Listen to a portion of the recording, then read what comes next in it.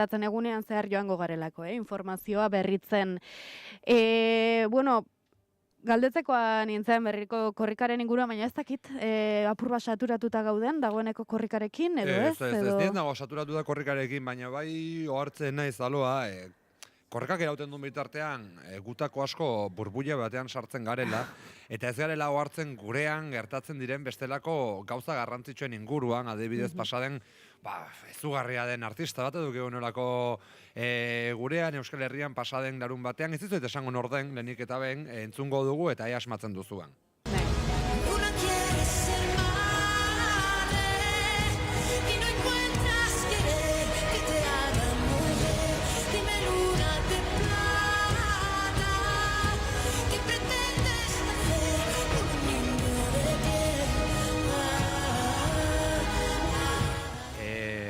Ahotsagatik edo ezagun egiten zaizue, Lander, zuk bakizun orden? Enaiz osartuko esaten uste dut badak dira orden, baina gerora etorri den eztabaida honen gatek saretan zer ikusi dudala, okrez banago Gonzalo hori emango dio, Zalba, zuk ahotsagatik? Nik ahotsagatik ez, baina kantua berena da. Ez da, mekanorena da kantua. Bai? Bai. Nik ahotsagatik angaletu dut, Ahotsa ez dakit, egoi. Laura Pausini da lagunok italiar abeslaria. Bere errepertorioan oso aditua ez naiz, baina jakingo zenuten, hainbat polemika izan dira Laura Pausinirekin gurean. Kontua da, larun batean kontzertua eskaini zuela, bere gira berriko lehen kontzertua bide batez, aukeratu da Euskal Herria horretarako, guk Euskal Herria nahita esango dugu, ze tira, izan da polemikarik, lehenik eta ben, guazen kontzertura, esan bezan nene ez aditu musikala, ere gutxego pop kontuetan, baina badirudi, Laura Pausiniren gaitasun interpretatiboak nabarmendu dituztela, haren ahotsa baino gehiago, baina hori, kontzerta ongi joan omen zala, teknikoki dana bikain, eta alako kontzertuetan beti egiten den bezala, abeslariak, bere sare sozialen bitartez, bestak beste isa sare sozialean, eskertu dio publikoari bertaratu izana, baita ere berarekin oholtzara igo zirenei, Rosana abeslari kanariarra, baina baita ere Mikel Izal iruindarra, eta hor badago, gauza bat ere, berak, gazteaniaz irakurriko izuetz, berak ere horrela esan du, mis amados baskos son maravillosos, nire Euskal Herritarrire Euskaldun maitagarriak, zoragarriak dira, ez? Esango dugu, bezala horrela, iruditzen zaizue, zerbait arraro dagoela lako balantzean? Niri aproposa iruditzen zitola esatea. Zala, zuzer uste duzu. Bai, noski. Bueno, bada, Laura Pausini zentzuratu duenik ere, bera ordezkari politikoa da Euskal Herrian, eta ongi aso ezagutzen dugu isari ematen dion erabileragatik, aserra gertu delako bere sare sozialetan Alejandro Tokero, Tuterako alkate eta UPN-eko alkate ordea, ez presidente ordea alderdian. Zergatik uste duzue aserretu dela Tokero? Baskos esan duelako. Oso, bai, eta gaina baskos maravillosos, horrek kaltingo zion bikoitza. Bere,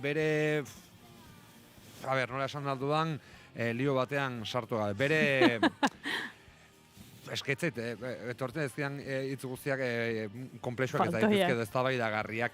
Bueno, nola baiteko, amodio gorrotoa diela Euskal Herritarrei badakizue eta Euskal Herriarekin lotura duen guztiari Alejandro Tokerok eta amodio baino gorrotora mugatuko nukenik, eta hori bera, erantzun diola Laura Pausiniri bere sare sozialetan, hain zuzen ere esateko eskerrak ematen dizkio Laura Pausiniri, baina norbaitek azaldu beharko liokela Iruinan egondala eta ondorioz Nafarroan, ez Euskal Herrian. Horixe beraz zehazuna esan dio Alejandro Tokerok Laura Pausiniri, nik ere esan algo nuke, bai esan zezake Nafarroan zegoela eta Iruñean, gauza bera da, ez? Osea, esaten duenean Tokerok Nafarroa dela eta ez Euskal Herria, biak bat, behintzat hala ikusten dugu gutako askok. Eta hori kargo hartu diola Alejandro Tokerok Laura Pausiniri, baina, eta hementxe badijoan nire triplea, nik susmoa dukat Tokero bera aserratu zela bertan zegoelako.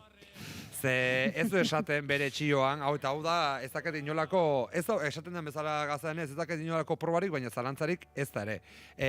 Asuntoa delako, berak, lehenik ere enkargo hartzen dio Laura Pausiniri, baina gero esaten du, kontzertu horretan seguro zeudela Nafarrak, Euskaldunak, Aragoitarrak, Riojarrak eta beste leku gehiagotakoak inguruan.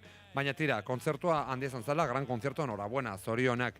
Hortaz, pentsatzen dut, berez oso gustora gatu zela kontzertuarekin, baina parte horrek bakarrik, balantza horrek joditu ziola, barkatu itzagatik gau, baina bai, ondatu ziola gaua Alejandro Tokerori, tira, zer iruditzen zaizue, eta badakigu ez dela lehen aldia. Ohikoan gehiago ikusten dugu, ernairik kargu hartzen, edo badirudi COVID-eko bekaduna dala. Hor beti sare sozialetan bakizue korrikarekin bezala aztertzen, ea gaur zertu patu aldudan. Eta hoize, Alejandro Tokerorena egiten.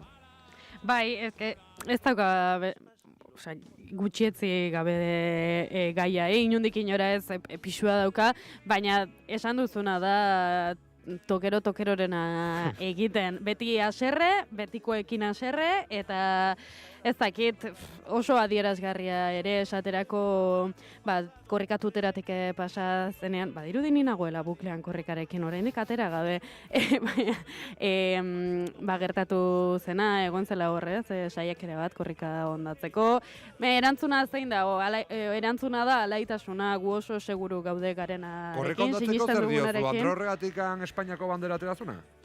Bai, eta gero antza denez bertan bizi izan zena, ez? Hor ez dakit nore kontatu zidan, ez dakit garazi izan zen edo beste norbait, baina antza denez korrikak iraunduen bitartean eta gehiago tuteratik pasatzenean, badakizu ez, Euskaldunak eta batez ere korrikaren frekifana den jendeak egiten duela turra Euskal Herritik korrikaren atzetik, eta jende asko mugitu zen antza denez tuterara, Euskal hiztun asko egon ziren antza denez asteburu horretan tuteran, eta tuterako zenbait jendek, eta esango nuke, Tokeroren hildotik doan jende horrek insultatzeko eta burla egiteko modua zen tipitapa korrika esatea jende euskaldunari. Hori da panorama. Orduan... Baina hori... ez dut uste haserretzeko paradarik ere hartu berko genuke azteko, herrigore izan delako aurtengo omendua korrikaren baitan. Badakigu, kontrakotasunak badaudela herriberan, baina euskaldunak badaude, berre euskalduntzen ari den ingurua da. Ikusi, Alejandro Tokero jarri ez zala, horrela, ez dakit, eta ongi, eta gaina demokratikoki aukeratua, eta babes handia badauka, baina simpleki ez da erraitatea, ez da egia Tokerok eta UPNren sektore batek nafarze. Hori baita ere, interesgarria da, aztertzea Iruñerrian zer nolako ikuspe eukidezaken UPNek eta zer nolako eukidezaken herriberan eta bereziki tuteran eta Alejandro Tokeroren inguruan. Baina, hoxe, hitz egin dezatela, bion bitartean, aurrera egingo dugu, bazatozte, aurrekoan esan zuten bezala Bilbon mezuan, hortaz, beraien haserrea geure garaipena, ez? Bai. Landerra esan esan. Ez, eta nik esan behar nuen, ez da baida horrein nahi bat duzun horrekin egoi izan zuela Tokerok berak, kontzertua oso arrakastatxua izan zela horrek amorru bikoitza, eman gozion ziurrenik, beste jende onda hori entzuteak, baina nik guztiz bat natozu esan ezunarekin ere hasiera batean, dela azkenean Euskaldun izatea eta Nafar izatea hemen bintzat badakigu, ez? Bateragarria diren gauza bat direla. Eta beti ere hori da, bateragarria, esan duzu hitz egokia. Nire sartuko bakoitzak bere burua identifikatu dezake nahi duen moduan, eta lurraldeari lotu daiteke nahi duen bezala, baina, hoxe. Bai, eta guztiz dagoz, baina nik uste duen eta korrikarekin esaten eginena, ez, provokazio horiekin, da bandera horiek, eta azkenean Tokeroren asmoa ere nik uste dela hemen, azkenean saretan, pixkat sutzea dena, egin behar dugun hori dela, erantzunik ez emanez, baina zorionez erantzun esan dezakegu ere, eta ez sartu ere, ez tabaida batzuten ez dutela, azkenean inongo pixurik eta denborarekin nik uste dut ikusiko dutela. Nola, pixkanaka bakarrik geratzen joango diren, eta gu bitartean, ospatzen jarraituko dugu. Bai. Dena badakizu ez izan polemika bakarra Laura Pausinirekin egunotan Nafarroarenan, ez da? Nik hori bakarra ezagutzen nuen. Baitanik ere. Bai, asko, hau ez da Laura Pausinirengatik, hau kaso, esan kudeatzailea zehatza ezakit norden, esango nuke foru gobernuari lotuta dagoela, baina badakizu, bueno, Nafarroarena egin zutela neurrendi batean Euskal pilotaren temploetako bat izateko, baina pilotariek zailtasun aski edukitze dituzte bertan entrenamenduak egin ahal izateko, paskotan, iragarreta daudelako kontzertuak baita ere, esango dugu, Nafarroarenan egin zela kontzertu, pasaden asteburuan, larun bat iluntzean, eta biharamunean arratsaldez jokatu zela binakako finala. Hortaz asko gertatzen da, eta pentsatu dezela bakarrik mugatzen pilotariei, baizik eta edo eskuzko pilotariei, baizik eta bertan egiten dien gainontzeko kirol jarduerei, baina hoxe, zain egon behar izaten dutela, astero tokatzen den artistaren arabera, ordu batean edo bestean entrenatzeko, eta kasu honetan Laura Pausinirengatik izan da. Baina nik pentsatu nahi dut, Laso eta Albizu Laura Pausiniren oso zaleak direla, biak imaginatzen ditut hor aldagelan, bereziki Albizuk sekulako mailera eman zuna finalean igandean, eta agian, kantxara sartu aurretik, aurreko eguneko Laura Pausiniren kontzertua entzuten ari zen, bai, zergatik ez, bai, pentsa ezagun Jonander Albizu badela Laura Pausini zalea, eta horrek eman ziola indarra partida aurrera ateratzeko. Proba egin beharko dugu gainontzeko, zerbait irabazi behar dugunean, ez? Laura Pausini entzun, eta ematen dugun indar hori. Eza, enekin gehiago abesten zuen, ikusten nun bakarrik epaiaren egiten zula reality show batean. Bai, ez dakit, nik ez dut bereziki inoiz Laura Pausini jarraitu. Bai, esan markatu zalba. Beti hartu, izena ez dakit, izanekin oso txarra naiz, baina aurreko hauteskundeetan, Europako hauteskundeetan EAJ-tatik aurkeztu zena nola deitzen da? Bai, joe. Bere kristonantza du. Bai, beitu, arrazoi dakazu. Bai, joe, etzaitoren izena etortzen burura gaina, berarekin, Oiana ez da? Txaron, etxertan. Begiratuko dugu. Bai, lasai, zelako kazetaria garen, Bai, benetan be. Bai, hori gainera oso komentatua izan zen bere garaian, ez? Europarlamentario bakaso botoren bat ere arrasatuko zuen horreatik, Eta ongi dago. A ber, hementxe, Oiane Agirregoitia. Hori. Gure ordezkarietako bat, Nafarroako, joe, Europarlamentuan. Oren ongi legoke hasiko bagina Fernando Barrenari baita ere beste, antzekoa den beste norbait bilatzen. Baina bai, arrazoia da, Oiane Agirregoitiak, bueno, zonge esango dugu, Laura Pausinik Oiane Agirregoitian antzadaka. Hori da. Bai. Bai, ez dakiten hile forma gaitik, edo, baina bai, gogoratzen dut legeiteko batzokian jarri zutela horrela lona handi bat, eta urrunetik begiratzen nuen bakoitzen esaten nuen Laura Pausini. Bai, nik baita gogoan dut ia zeholako zauzue BBK Live erajun zirala, EAJ-ko beste zenbait ordezkarirekin batea, eta nik horren aldiz irakurri nuen norbaitek idatzi ziola beitu. Laura Pausini BBK Live era joan da EAJ-ko ordezkariekin olako zehoze, baina bai. Eta hu dana, positibotasunetik eta zentzuenenetik egiten dugu, Oiane Agirregoitiari agur bero bat, seguro hori txertango entzuten ari dela, hori pentsatu nahi dut baita ere. Noski, denek entzuten gaituzte. Eta Fernando Barrena, eta Laso eta Albizu, danak daude. Joarri ez dut galdetu bide batez, ea pasaen igandean Albizuren ospakizunetan izan ote zen. Zesan diate giro aparte izan zela eta ongo sagardotegian, ez etzan bera egon bertan. Ataundarra delako gure teknikaria Joar. Ez dauka pilota zale itxurarik Joarrek. Ez zio. Ongi. Bueno, goizeko 7 eta 56 minutu besterik ez, alabazan bukatu zaigulako dagoeneko, Lander ez dakit gaur aipagairik ekarri duzu. Bukatu zaigu alabazan? Bai, ez. Bai, esango nuke baiet. Hainbeste denbora eta gero. Hainbeste. Bueno, irabazi beharreko, ez? Golden Pumping, nola zen? Horrezo kalabaza, horrezo kuia, beharko luke. Kuadro bat da, ez da kalabaza bat antzen ez daria. Baina kuadroan ez da geri kalabaza bat ere ez? Ez dakit. Begira. Jontegeriak ekarri behar du erredakziora, Donostiara saria. Esan zuen aste honek harriko duela. Bi aldu argazkia jasotzen duzuenean. Ados, bai. Bo, bania gongo naiz, ziur asko. Ze ostegun eta ostia lehenago bakarrik eben. Claro, egoi, zuk duzu Pasko astea? Bai, Pasko astea jaidakat, Irlandara noa, bide batez, portzerto. Hola, ze guai. Bestia Santoko akordia eta gero, garesti dago da ikaragarria, baina, bai. bueno, pendiente genuen, bikotak eta biok, eta bai, baina ostegun eta ostialean oraindik ere hemen egon behar dut. Esango dugu baita entzule bide batez, asteburuko ariaren formatuan egon gorela, goizeko bederatzeatik aurrera, lan egin behar baduzue, lase egon, ni zuekin batera egongo nezela. Egoten delako baita ere, horrelako jendean. Bai. Zuek ze plan, horazo azte, non baita ere joaten bazarete? Nik oraindik itxi gabe daukat, atzo egin genuen eta ateratzen zaidan zerbait. Printzipioz lagun baten etxera joten gara eta hauetan, Ormendia inguruan eta kirol pixa egiten dugu ere, baina nik uste dut horten kirole gabe geratuko garela. Ez zela kejatuko, baina agian auzoan geratu beharko ez dakit. Irlandara ziurren nola egoi. Zaloa, eta zeure kasuan leku, ea bezalako leku exotikoak ezagutzeko. Oso mango zu.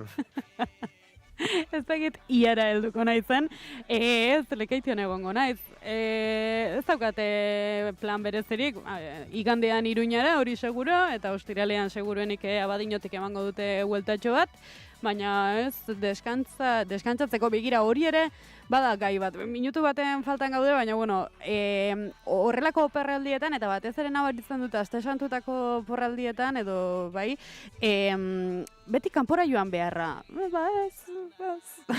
Zaloa, gauzatxo bat, eman mesedez hori segundo, gu neko motza gara eta gauzak ez ditugu ongi ikusten, ze hemen dakagu Golden Pumpkina. Hor daukazue? Bai, hemen txikusi. Gure begien aurrean geneukan, bai. Ointxe ertan biharko dizut argazkia, kusteko. A ber. Badu pumpkinik? Bai, badu pumpkina. Inglesez dena hobeto geratzen dela dirudi, baina... Kalabaza. Urrezo kalabaza, 2026. Wow, polita da. Bai, egia esan, bai. Badirudi lehen mailako ikasle batzekin dutela. Egoi, irabazi dugula. Ea kenduko diguten orain baina batean. ederra dalako dio, horrela eskuz egindako dirudi, eta tatizaki marrazutakoa, benetan zinez polita da entzuleok. Bai, polita da. Eta bide batez, zorionak kalabazan, kriston lan egite duzuelako. Hori da. Ba, bueno, goitzeko sortzeak, aio. Gero arte. Aio.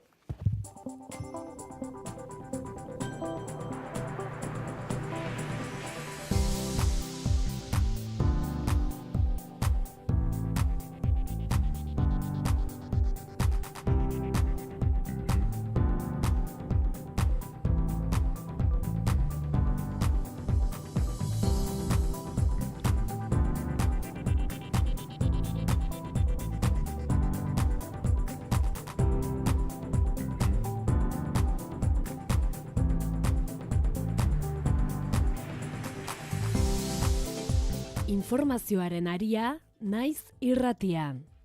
Egunon, goizeko 8 dira, ongi etorri naiz irratira. AEKak pausu berriak emateko deia egin du korrikaren olatuaren ostean. 24. edizioaren arrakasta azpimarratu dute eta hau herri borondatearen isla izan dela, Elordi. Zaila da jakitea zenbat pertsonak parte hartu duten, ez? Badauze ikerketa batzuk esaten da benak milioi bat pertsona inguru batzen dela korrikara. Zaloa badiola, egunon.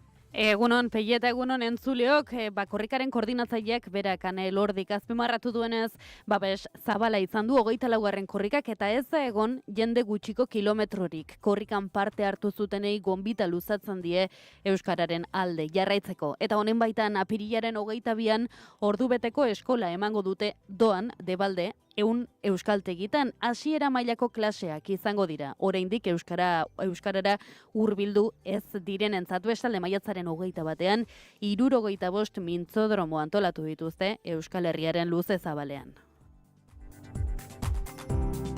Ramon Zaio, EHUko katedraduna, 11 kausetako militantea gaixotasun baten ondorio zilda 77 urterekin bere ibilbidea bizimodu aberats gisa definitu zuen, non egin behar zuen agin zuen.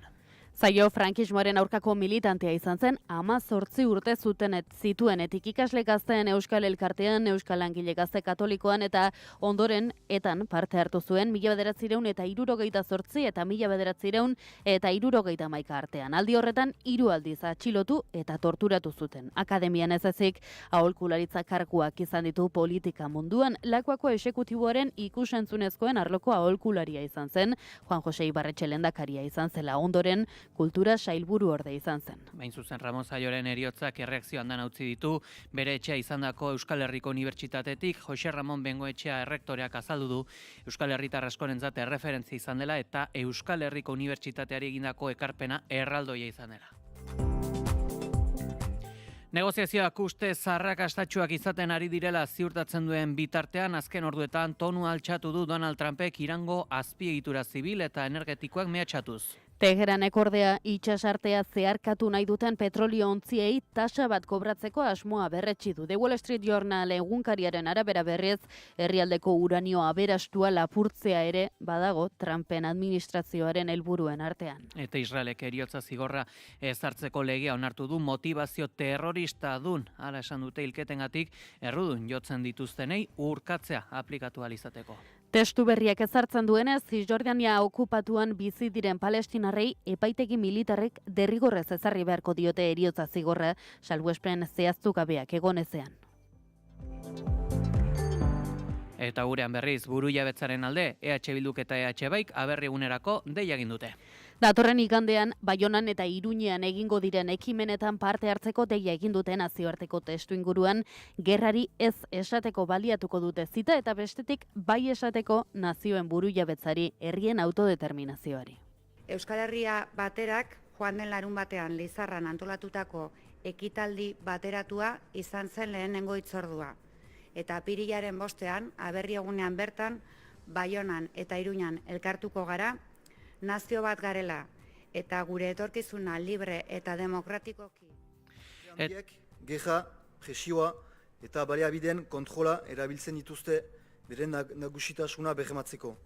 Eta horrek herrien zein pertsonen askatasuna eta segurtasuna arriskuan jartzen ditu. Eta ELA eta SK sindikatuek berriz errekurtsoa aurkeztu diote Tubos Reunidos enpresak aurkezturiko enplegu erregulazioko espedienteari. Lan erregulazio espedientea gezurrezko datuetan, kontraesanetan eta diru publikoaren erabilera okerrian oinarritutako fartsa dela adierazi du SK sindikatuak. La valoración es la misma que la semana pasada. Han variado en poco el número de despidos. Siguen siendo despidos que han estado muy condicionados por las amenazas y la manipulación que ha hecho la empresa para llegar a ese número. Y parte de esos despidos 80 despidos son personal eventual, al que no se le ha pedido ningún tipo de adscripción a nada y se les ha dicho directamente que van a ir a la calle.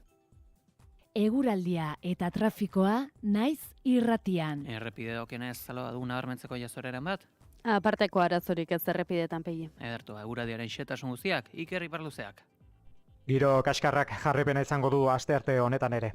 Goizean goizetik zerua estalirik egongo da lurralde osoan eta ipar partean euri giroa nagusituko da. Goizeko lehen orduan zaparradak sarri xamar botako ditu eta tarteka mardulak izango dira. Ondoren, eguerdi aldera eta euria zertxoet gutxituko da, baina oraindik zaparradekin jarraituko dute. Aldiz goizuri aldean euri pixka bat pasako bada eta Araba eta Nafarroa erdialdera oso euri gutxi botako du eta hegoaldean ateri egongo da.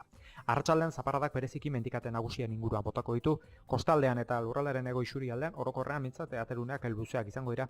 Hori bai azken orduetan berriro ere ipar isuri osora euria zabalduko da. Haizeak iparraldetik joko du bolada zakarrekin mendinguruetan Ebro-Bailaran eta Nafarroa hegoaldean. Temperatura minimoek gora egingo dute eta orokorran 3 eta 10 gradu bitartean errendituko dira. Maximoetan aldiz ez da aldaketa handirik espero. Kantauriar isurialdean 8 eta 13 gradu bitartean errendituko dira eta hego isurian 6 eta 14 gradu bitartean. Temperatura maximoetan freskoenak Araba eta Nafarroa erdialdean neurtuko dira. Altuenak aldiz Nafarroa hegoaldean. Edelta etxea teknikan, martxoak 31 da, hilabeteko azken eguna asteartea. Informazioaren aria.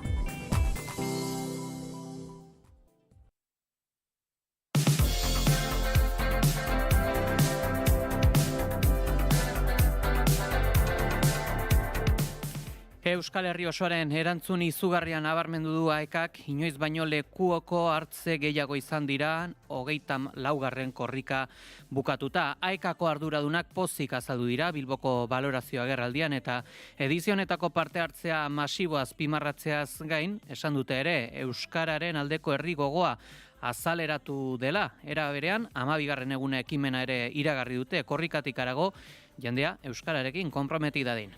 Euskaltzalez beteriko olatu erraldoia Bilboko udaletxean itxasoratu zenetik 24 ordu eskasi garota egindu balorazioa AEKak Bizkaiko hiriburutik. Zifrak ematea zaila den arren Euskal Herri osoaren erantzun izugarria nabarmendu dute.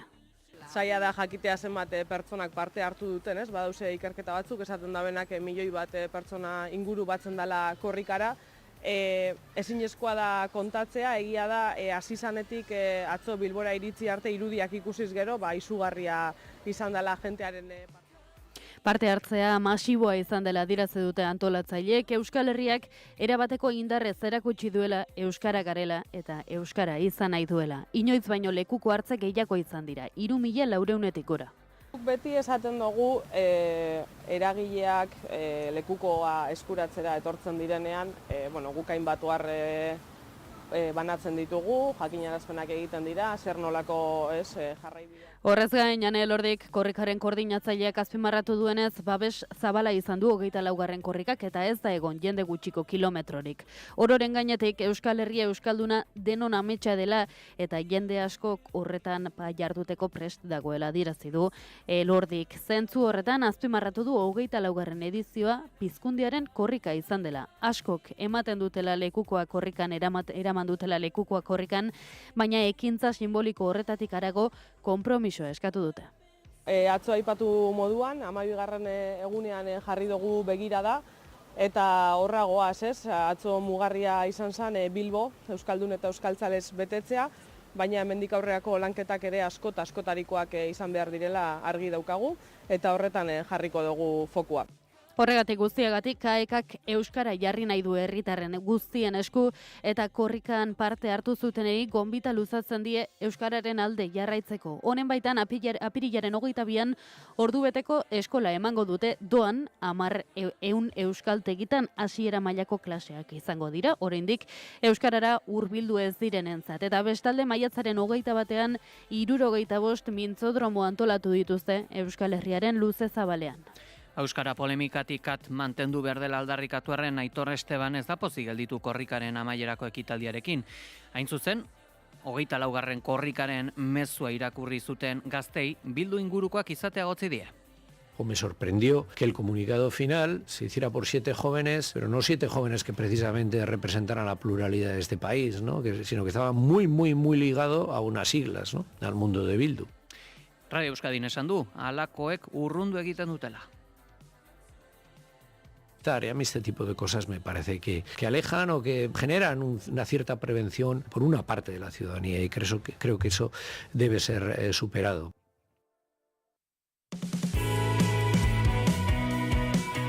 Eta aipatuko dugu baita ere euskarari dagokionez, errenta aitorpena euskaraz egiteko kanpaina jarri dutela martxan UEMak eta hainbat erakunde publiko, herritarrek administrazioarekin dituzten harremanak euskaraz izan daitezen bultzatu nahian. UEMak azaldu duenez, errenta aitorpena euskaraz egiten duen herritarren kopurua gorantz doa, baina errealitate soziolinguistikoak erakusten dituen datuetatik urrun dago eta horretan eragin nahi dute kanpaina honekin UEMak eta udalek herritarrei administrazioarekin ere euskaraz aritzeko deia eginez. Udalerririk euskaldunenetan egiten dira aitorpen gehien euskaraz zenbakiak eta unekoak oso aldakorrak diren arren lurralde batetik bestera. Gipuzkoan esaterako, Orexa, Zerain, Amezketa, Ataun eta Abaltzizketa dira 2025ean euskaraz errenta aitorpen gehien egin zituzten herriak. Eunekoetan Bizkaiak berriz Amoroto, Mendexa, Ulesti, Ispaster eta Gizaburuaga. Nafarroako Foru Ogasunak ez ditu ematen herriz-herriko datuak, baina UEMari jakinarazi diotenez, Patzuergoko kide diren Nafarroako udalerri guztiak 0 eta 10 bitarteko portzentajean mantentzen dira. Eta aipatuko dugu ere zinbestean Ramon Zailo EHUko katedraduna 11 kausatako militantea gaixotasun baten ondorioz hilda. Bere ibilbidea bizimodua aberats gisa definitu zuen non egin behar zuena egin zuen. Hain zuzen, Ramon Zailo Elgezabal, EHUko katedraduna, 77 urterekin hilda, mundu akademikoan zein militantzia politiko eta sozialean ibilbide oparo hautziaz. Gernikarra jaiotzez, Zailo gaixotasun bat zuen, hil aurretik bere ibilbidea jasotzen duen liburu bat idatzi zuen, erretrobisorea eta bisturia izenekoa, inoiz idatziko ez zuen, memoria liburua zela esan zuen, eta hain zuzen, giza eskubideekin eta bereziki ekologismoarekin zerikusia izan duten kausa ugariri arlo politikoan egindako ekarpen sozialak albo batera utzita. Zaino frankismoaren aurkako militantea izan zen, 18 urte zituenetik ikasle gazteen Euskal Elkartean, Euskal Langile Gazte Katolikoetan ala gerora, etan parte hartu zuen 1968 eta 1971 artean. Aldi horretan, 3 atxilotu zuten, lehen biak 68 eta 69an salbuespen egoera betean, espetxeratu eta torturatu izan zelarik, eta 3. atxiloketan 1976an heldu zen. Gerora Zailok Elkarri bezalako kolektiboetan parte hartu zuen, Ezker Abertzaleari aplikaturiko ilegalizazioak salatu zituen eta Euskal Herrian izan diren erresoluzio prozesu guztiak babestu izan ditu. Iaz, 2025 urteko orezko Euskal Kazetarien saria jaso zuen, Euskal Autonomia Erkidegoko Kazetarien Elkargoaren partetik bere ibilbide oparoaren errekonozimendu gisa.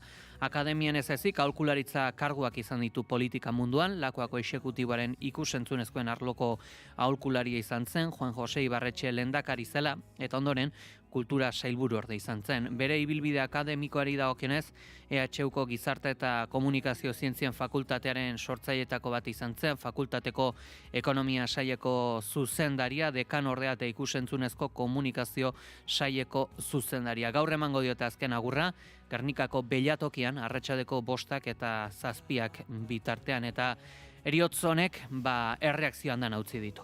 Bere etxea zen Euskal Herriko Unibertsitatetik Jose Ramon Bengoetxea errektoreak adierazi du Euskal Herritar askorentzat erreferentzia izan zela eta Euskal Herriko Unibertsitateari egindako ekarpen erraldoia izan zela. Guggenheim Urdaibai Stop plataformatik esan dute Busturialdea triste dela. Eskerrak eman dizkiote eskualdearen alde egindako lan guztiagatik, erakutsitakoagatik eta borrokan bidelagun izateagatik. Arlo politikoan Arnaldo Otegi Euskal Herria Bilduko idazkari nagusiak txiokatu du Euskal Herriaren eta langileen aldeko borroka sutsuan burubelarri aritu izan zela Zaio frankismotik gaur egunera arte. Azpimarratu du ohorea izan dela askapen prozesuaren bidearen zati bat elkarrekin egin izana. Mario Zubiaga senatari eta zientzia politikoetan doktoreak esan du lagun handia Joan Zaiola, elkarrezketa eta eztabaida asko pendiente utzita. Informazioaren aria.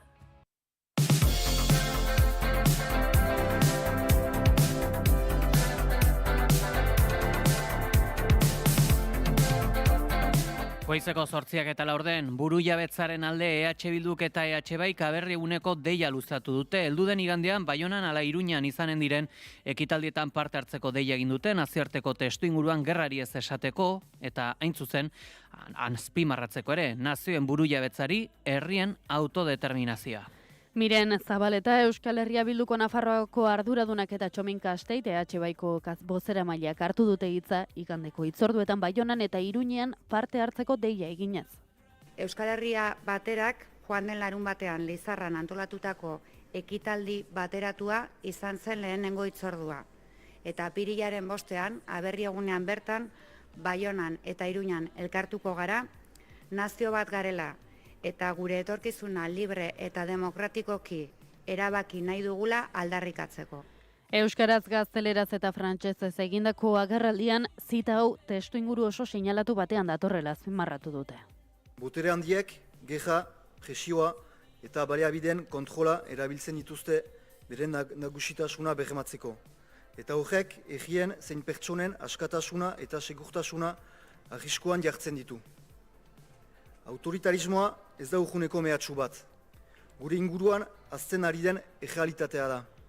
Eta ondorio gisa militarizazioa dakar. Gerrari ez esan diote berriz ere. Nazioen burujabetzari bai erraten diogu. Egien autodeterminazioari bai erraten diogu. Elkarrizketa, negozazioa eta akordioa dira gatazkak konpontzeko bideak.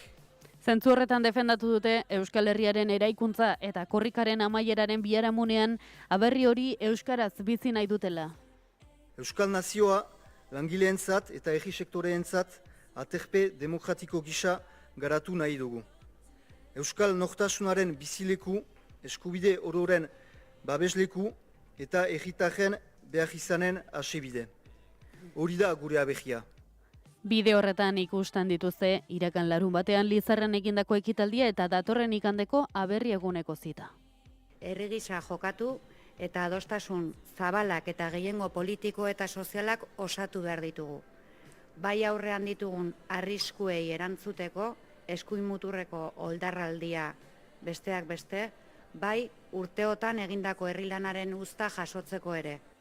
Baikorrak izateko arrazoiak badaudela ere azpimarratu dute eta norabide horretan baloratu dituzte Ipar Euskal Herrian iragan berri diren herri hauteskundeak. Etapa berri bat ireki da orain, bai bai herrietan eta baita ere Euskal Hirigune elkargoan. Ezkerreko abertzaletasunak jaso duen sostengua eta egindako aitzinamendua oso garrantzitsua izan da. Eta hain zuzen, indar berri hori Euskal Herriak dituen erronkei erantzuteko lanabesa izanen da.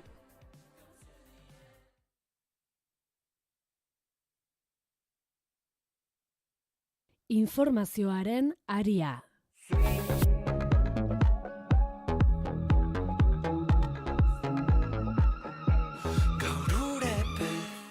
Aipatuko dugu goiz honetan ere Espainiako gobernuak eta Eliza Katolikoak sexu abusuen biktimak aitortzeko eta erreparatzeko protokoloa sinatu dute. Bertan berriro ere Erromak esku hartu du Elizaren hierarkiak atzeratzen zebilen akordio bat isteko. Espainiako herritarraren defendatzaileak onartu du koma bakoitza eztabaidatu dutela. Angel Gabilondo herritarren defendatzaileak aitortu du erantzuna berandu etorri dela eta azpimarratu du garrantzitsua dela berriz biktimizatzea saihestea eta eskatzaileak leku batetik bestera joan behar izatea gertatutakoa behin baino gehiagotan kontatzera. Azaldu du pauso oso garrantzitsua dela sufrimenduzko egoera honi erantzun bat ematea beharrezkoa zelako. Era necesario dar una respuesta a una situación de sufrimiento y de soledad que durante años se ha mantenido de una u otra forma cubierta por un injusto silencio. Sí se han dado pasos, sería injusto no reconocerlo, pero creo que el paso de hoy es muy importante. Konponketa bide berria apirilaren 15ean jarriko da martxan. Bide judizialirik jada posible ezen kasuetarako. Elizak 2024an sortutako erreparazio sistemara, hau da pribara, jo duten biktimek mekanismo misto berria erabili ahal izango dute. Protokoloaren arabera, ministerioak izapidetze unitate bat sortuko du, eskaerak jasoko dituena, horiek aurkezteko orientazio eskainiko duena, eta alderdiekin komunikatzeaz, proposamenak jakinarazteaz, eta beharrezko txostenak biltzea arduratuko dena. Honela azaldu du Felix Bolaños, presidentziako ministroak. A partir del 15 de abril, las víctimas podrán ya iniciar su proceso de solicitud de la reparación. Lo harán ante el Ministerio de Presidencia, Justicia y Relaciones con las Cortes, que les asesorará y les acompañará durante todo el proceso. Bolañosek gehitu du akordio batera heltzen ez bada, batzorde misto batek aztertuko duela kasua eta azken buruan Angel Gabilondoren sailak ezarriko duela Espainiako apezpiku konferentziako edo Espainiako erlijiosoen konferentziako lehendakariari entzun ondoren kasuaren arabera. Si hay acuerdo, la indemnización, la reparación ya será firme. Y si no hay acuerdo, habrá una comisión mixta donde estará la Iglesia Católica, estará el Defensor del Pueblo, estará el Ministerio de Presidencia, Justicia y Relaciones con las Cortes y estarán también las víctimas, que decidirá cuál de las propuestas ha de primar. Nafarroako erakunde erlijiosetako pederastiaren biktimen elkartearen ustez, protokolo berriaren musika ondo entzuten da, baina kasu guztiak neurtzeko berdintasuna egotea ere eskatu du, gaineratu duenez, funtzionamenduari dagokionez ere zain daude. Eta ipatuko dugu baita ere Elixabete Etxanoberen azken adierazpenak, zehazki adinprobak egiteko eskatu bai dio, Espainiar fiskaltzari eta Espainiar poliziari, estatuko beste erkidego batzuetan egiten den moduan, 100 heldu inguru adingabeak jasotzeko foru zentroetan plazak betetzen egon daitezkelakoan. Bakarrik dauden adingabe atzerritarren harrerari dagokionez, Bizkaia estatu osoan tentsio handiena duen lurraldea dela esan ondoren Elisabete Etxanobe aldun nagusiak astelen honetan adierazi du 100 heldu inguru egon daitezkela adingabeen zentroetan eta adinprobak egiteko eskatu du. El hecho que estamos constatando que podemos tener personas que con toda probabilidad no son menores de edad y están ocupando también recursos para personas menores, ¿no? Etxanobek Onda Baskan egindako elkarrezketa batean egin ditu adierazpenok eta Amaia Antxustegi Gizarte Ekintzako Foru Diputatuaren hitzak berretsi ditu. Izan ere, Antxustegik asteburuan adierazi zuenez, ez dago kontrolik eta beste erkidego batzuetan tutoretzapean egon beharko luketen adingabeak iristen dira Bizkaira. Hace unos meses se estableció una cuota de reparto entre distintas comunidades autónomas por parte del Gobierno de España. En esa cuota Euskadi y Vizcaya no recibían ningún menor porque anteriormente se había acreditado, ¿no?, que bueno, nuestro sistema está tensionado, estaba por momentos colapsado. Y bueno, esa es la razón por la que nosotros no acogíamos ninguno. Entonces se estableció un reparto entre distintas comunidades autónomas y lo que sí que estamos constatando es que menores que en principio deberían de ser acogidos por otras comunidades autónomas, estas pues parece que no están cumpliendo con sus obligaciones. Bizkaiko Foru Aldundiak ezagutu beharko du zer gertatzen den Bizkaiko Foru Aldundiaren instituzio batean. Bestalde esango dugu Nafarroako sosarrazakeriak elkarteak salatu duela kanporatze prozedurak aztertzen ari direla lurraldean deportazio horietako askok bertan errotuak dauden pertsonei hartaraziz. Salaketa Espainiako gobernuak Nafarroan duen ordezkaritzaraino eraman zuten elkarteko kideek astelen honetan. Kezka eta haserre handia agertu du sosarrazakeriakek arraza profilaren araberako identifikazio eta atxiloketa polizialak ugaritu egin direla Nafarroan. Polizia Nazionaleko atzerritartasun brigadak egiten dituen iruzurrezko hitzorduen bidez. Azken egunetan modu irregularrean egindako hainbat kanporaketen berri izan dute. Horien artean modu azkarrean egindako bi deportazio. Lehena urtarrilean izan zen, lehenengo bizilagun bat parkatu.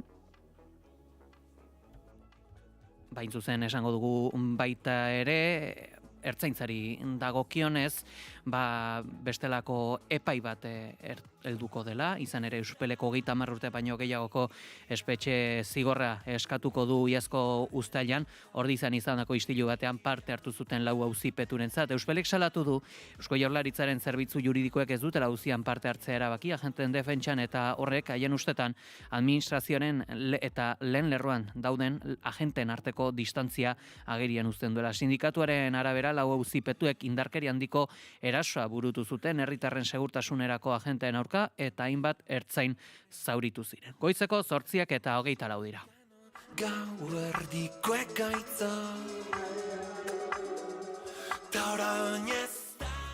Aipatuko dugu baita ere Eustatek jakinarazi duela Araba, Bizkaia eta Gipuzkoako ikastetxetan aurre eta lehen hezkuntzetan matrikulazioak behera egin duela berriro.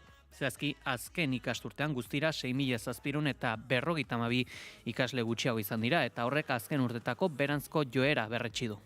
Zehazki aurre hezkuntzan 4ko jaitsiera izan da eta lehen hezkuntzan 3,1.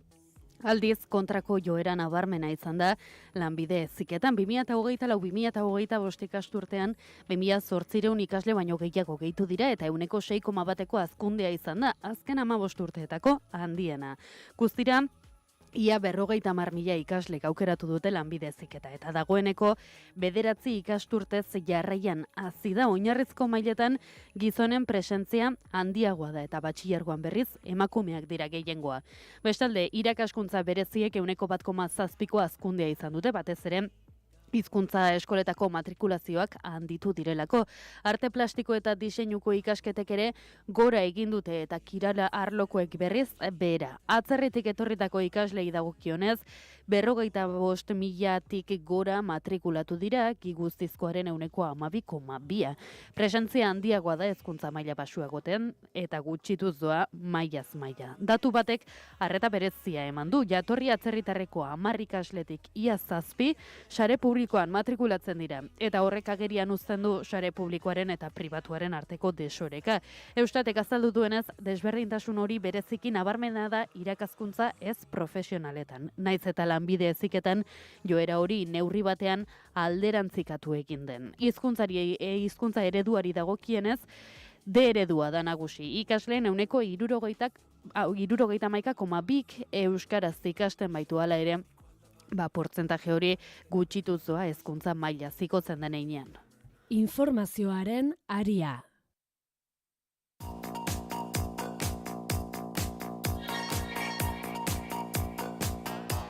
Kontu ekonomikoetan berriz esango dugu Euskal Herriko pentsiodunen mugimenduak Gasteizko legebiltzarraren isiltasuna salatuko du helduden maiatzaren 7an 6 hilabete daramatzate jada bertako gobernantza, ekonomia eta berdintasun batzordetan parte hartzeko zain gutxineko pentsioak lanbiderteko gutxineko soldataren berdina izan dadin aldarrikatzeko. Pentsiodunek oraitarazi dute duela 6 hilabete EAJak, PSek eta Voxek atzera bota zutela 145.000 sinadura jaso zituen herri ekimen legegilea.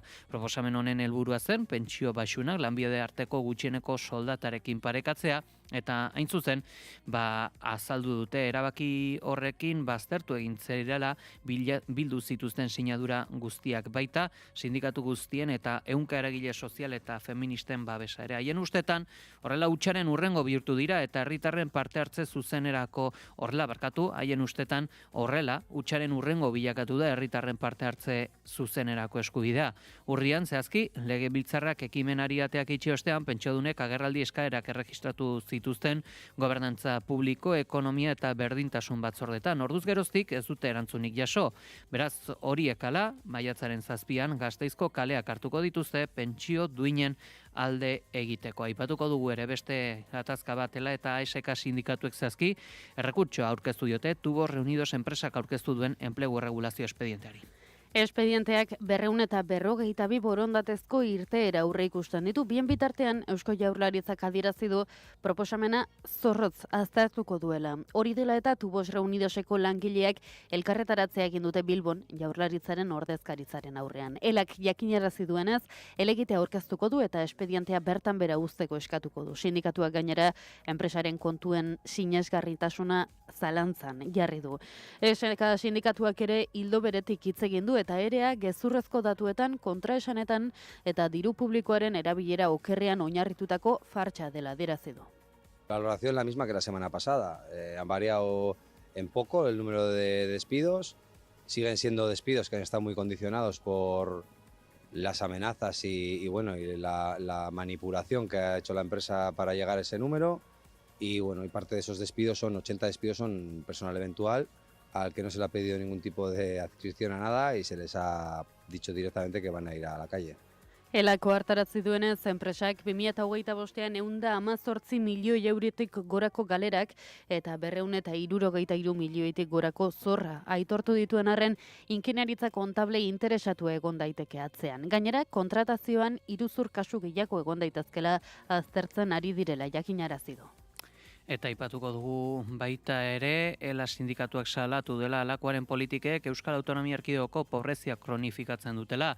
Lakuaren prestakzio sozial sistemak egungo beharrei erantzuten ez diela dio sindikatuak, gero eta langile gehiago oinarrizko gastuei aurre egiteko arazoak izaten ari direla ohartarazi du lan merkatuaren prekarizazioa kritikatuz.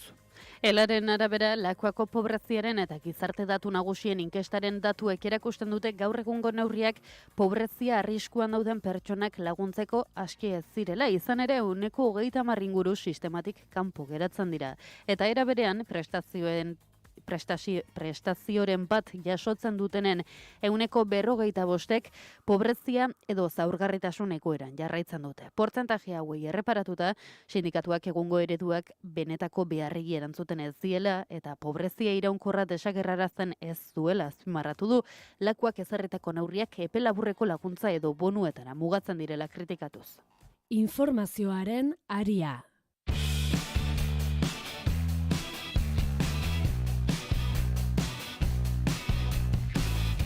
Negoziazioak ustez arrakastatsuak izaten ari direla ziurtatzen duen bitartean, azken orduetan tonu altxatu du Donald Trumpek Irango azpiegitura zibil eta energetikoak mehatxatu. Zormutzeko itsasartea zabaltzen ez baldin bada, Teheranek berriz itsasartea zeharkatu nahi duten petroliontziei tasa bat kobratzeko asmoa berretsi du. Egoi Belategi, egunon? Egunon, Pei, egunon entzule guztiak orain arte Iranen aurkako erasoaren arrazoia bere programa nuklearra edota erregimenaren demokratizazioa zela esan duen arren, azken orduetan publikoki onartu du Estatu Batuetako presidenteak Irango petrolio erreserbak kontrolatzeko asmoa dutela. Trumpek adierazi du Iranen aurkako gerran bere lehentasuna herrialdeko petrolaren kontrola hartze izango dela eta zabalik utzi du Irango esportazio gune nagusia den Jargeko uharteaz jabetzeko aukera. Financial Times egunkarian egindako elkarrizketa batean aitortu du Trumpek horrelako operazio batek tokian lurreko tropak mantentzea eskatuko lukeela. The Wall Street Journal egunkariaren arabera berriz herrialdeko uranio aberastua lapurtza ere dago Trump administrazioaren helburuen artean. Eta alde batetik mehatxuak egiten dituen bitartean, bestetik ustezko bake negoziazioak goraipatzen ditu Trumpek. They gave us, I think out of a sign of respect, 20 boats of oil, big boats of oil. Azken orduetan Air Force One hegazkin presidentzialetik esan du Trumpek Iranek 20 ontziren pasabidea bermatu duela Hormuzeko itsasartean Estatu Batuekiko bakerako keinu gisa. رئیس جمهور آمریکا که معروف به دروغگوترین رئیس جمهور کشورهای جهان. Baina alakorik gezurtatu du berehala Irango Errepublika Islamikoak Trump berriz ere gezurretan ari delakoan. Are gehiago Irango Defentsa Ministerioko bozeramaleako hartarazi du Jarguartea edota Pertsiar Golkoko beste edozein puntu erasotzekotan erantzun egingo dutela eta porrot humiliagarria jasango dutela soldadu estatu batuarrek. Bien bitartean Irango diputatuek lege proiektu bat erregistratu zuten atzo parlamentuan Hormuzeko itsasartean bidesari sistema bat ezartzeko pasabidearen gaineko subiranotasuna eurena dela berretsiz. Global Sumut flotilla heldu den apirilaren 12an abiatuko da Bartzelonatik eta Gazarantz joko du Palestinako zerrendaren gaineko Israelen blokeoari aurre egin asmoz. Bai, Donostian egindako agerraldian jakinarazi duten ez Euskal Ordezkaritza bat izango da ontzidia. Azaldu dute Euskal Herriko alderdi politiko, sindikatu eta arlo sanitario ezitzaile zein sozialeko kideak izango direla parte hartuko dutenak. Guztira 100 ontzi baino gehiago eta ia 3.000 lagun bilduko dira misio honetan. Opernams gobernuzkanpo erakundearen laguntza tekniko eta logistikoarekin gainera. Antolatzaileek adierazi duten ez ekimenaren helburua Palestinaren aurkako blokeoari aurre egiteaz gain, nazioarteko konplizitatea salatzea eta okupazio politikak agerian uztea da. Haien esanetan ekintza hau nazioarteko desobedientzia zibileko adibide izango da eta Euskal Herriak bere ordezkaritza propioa edukiko du bertan. Eta Israelek heriotza zigorra ezartzeko legea onartu du, esan dutenez motivazio terrorista duen hilketengatik errudun jotzen dituztenei urkatzea aplikatu alizateko neurria, zehazki Israelgo parlamentuak onartu du eta nazioarteko hainbat giza eskubideen erakunderen kritika latzak eragin ditu. Testu berriak ezartzen duen Zisjordania barkatu okupatuan bizi diren palestinarrei epaitegi militarrek derrigorrez ezarri beharko diete heriotza zigorra salbuespen zehaztu gabeak egon ezean. Aldiz, Israeldar herritarrak epaitzen dituzten epaitegi arruntek bizi osorako kartzela zigorra ezarri izango dute eta baldintza zorrotzagoak bete beharko dira exekuzioa aplikatzeko. Neurriaren bultzatzaile nagusietako bat Itamar Ben-Gvir segurtasun nazionaleko ministroa izan da. Bozketan Benjamin Netanyahu lehen ministroak ere parte hartu du eta erreforma babestu du gobernuko sektore ultranazionalistarekin batera. הקריאה השנייה והשלישית והחוק ייכנס לספר החוקים. Legea onartu ostean, tentsio uneak bizi dituzte parlamentuan Ben-Gvirrek xampain botile bat irekitzeko saiakera egin baitu, baina segurtasuneko langilek halakorik eragotzi diote. Oposizioak gogor kritikatu du legea, populista, inmorala eta ez berdintzailea dela iritzita. Bestalde, Betselem giza eskubideen aldeko erakunde israeldarrak lege berriak palestinarren exekuzioa instituzionalizatzen duela salatu du eta heriotza zigorra apartheid erregimenaren tresna bihurtzen duela. Informazioaren aria.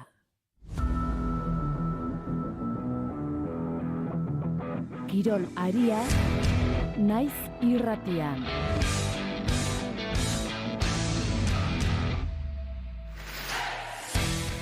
Bederatzea 5 gutxi, kirol kontuetan berriz Janire González Etxabarri eta Adurra Matrein euskal surflariak Europako txapeldun dira. Lander Martínez, egunon. Egunon Pegi eta egunon entzule. Lehiaketa kontinentalerako puntua harri izan den azken proba dena den Taxuden jokatu da Marokoko kostalde Atlantikoan Agadir hiriaren iparraldean. González Etxabarri eta Matrein entzungo ditugu Bat Basque Teamek hartutako adierazpenetan.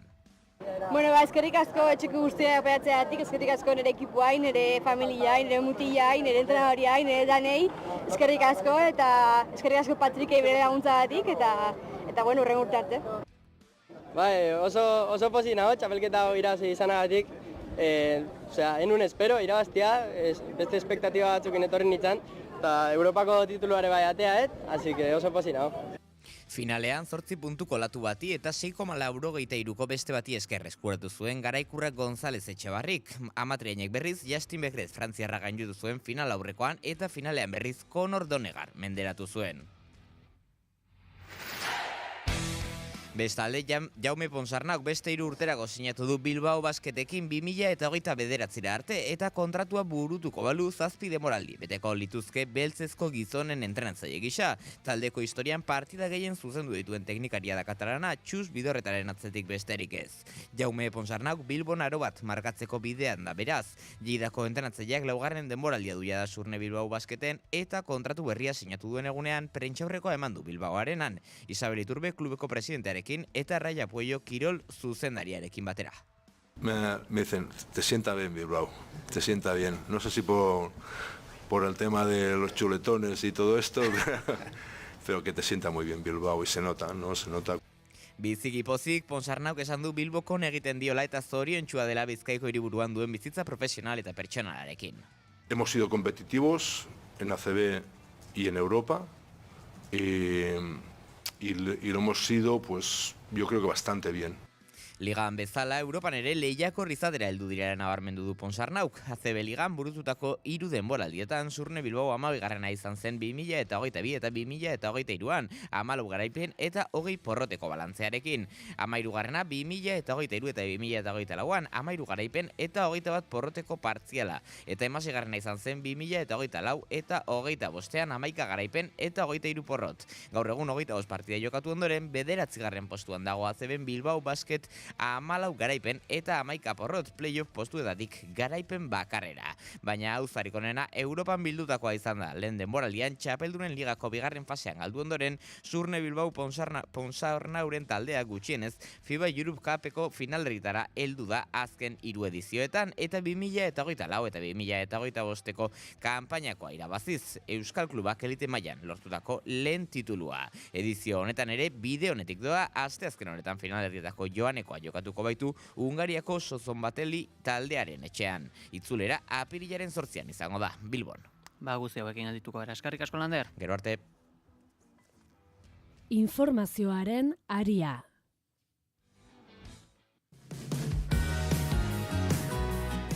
Eta albistegia borobiltzeko esango dugu, ETV3 ez itxileloarekin 10 eguneko epean 25.000 sinadura lortu dituzte, hainbat eragile eta sindikatuk, hain zuzen Donostian aurkeztu dute sinadura bilketa eta asteazkean, zehazki iragarri dute. Jada, ETV3 ez itxi kanpainaren sustatzaileak EITBko zuzendaritzarekin biltzekoak direla, aurrentzako euskarazko kate irisgarri bat eskatzearekin batera. Itxasolean. ETV3 ez itxi lelopean 10 egunetako epean ia 25.000 sinadura bildu dituztela azaldu dute eta horrek erakusten duela gizarteak ez duela erabaki hori ulertu eta are gehiago EITBren erabakiak euskal jendartean kezka eta ezinegon handia sortu duela. EITBko zuzendaritzak erabaki hau euskalgintzako eta hezkuntzako eragileekin, EITBko sindikatuekin eta soziolinguistikan aditu direnekin konpartitu eta kontrastatu gabe hartu du. Egun batetik bertzera, EITB3ren itxiera iragarri eta gauzatuz. Euskararen normalizazioan erabaki honek izan dezaken eraginari buruzko inolako azterketa eta hausnarketa partekaturik burutu gabe. Aurreratu dute zenbait eragileri EITBko zuzendaritzak bilera bat eskatu diola asteazken honetarako. Gogoratu dute martxoaren 16an jakinarazi zuela EITBk 18tik aurrera ETV3 aurrentzako euskarazko katea emititzeari utziko ziola eta gaineratu dute 80. eta 90. hamarkadetan euskarazko marrazki bizidunak ordu luzez ETB baten emitituak funtsezkoak izan zirela belaunaldi oso bat euskalduntzeko. Eta ETV3ren itxierak ataka larrian jarri ditu gailu adimendunetan marrazkiak ikusteko aukerarik edo ohiturarik ez duten milaka haur.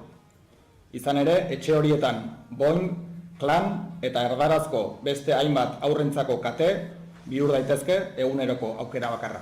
Euskararekin betetzen ez den eremu bakoitza erderek betetzen dutela ondorioztatu dute eragile eta sindikatuek. Horregatik eskatu diote EITB-ri erabakian atzera egiteko. Beraz, EITB-ri aurrentzako ETB3 katea ixteko bere erabakian atzera egin dezala eta bere sorrera legean dagoen euskararen normalizaziorako helburuari lotu dadila eskatu nahi diogu.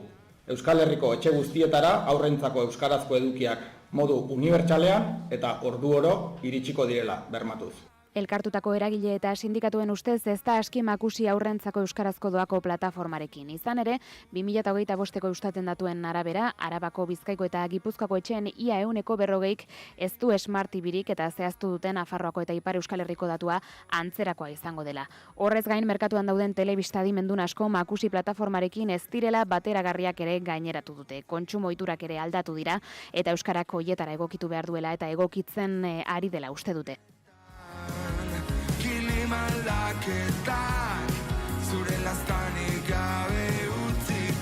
Eguraldia eta trafikoa naiz irratian. Informazio praktikoari dagokionez, Salva, une honetan badu nabarmentzako jazoeraren bat?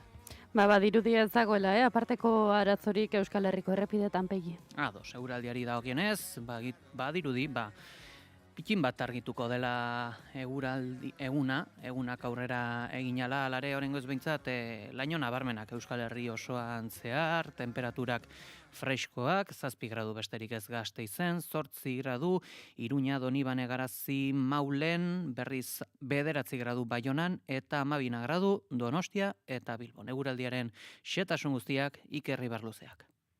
Giro kaskarrak jarripena izango du astearte honetan ere. Goizean goizetik zerua estalirik egongo da lurralde osoan eta ipar partean euri giroa nagusituko da. Goizeko lehen orduan zaparradak sarri xamar botako ditu eta tarteka mardulak izango dira. Ondoren, eguerdi aldera eta euria zertxoetek gutxituko da, baina oraindik zaparradekin jarraituko dute. Aldiz goizuri aldean euri pixka bat pasako bada ere Araba eta Nafarroa erdialdera oso euri gutxi botako du eta hegoaldean ateri egongo da. Arratsaldean zaparradak bereziki mendikaten nagusien ingurua botako ditu, kostaldean eta lurraldearen hego isurialdean orokorrean mintzat ateruneak helbuzeak izango dira, hori bai azken orduetan berriro ere ipar isuri osora euria zabalduko da.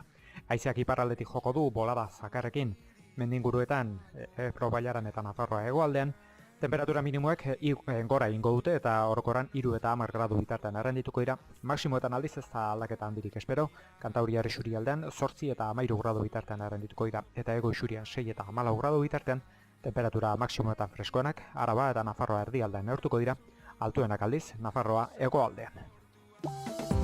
Informazioaren aria.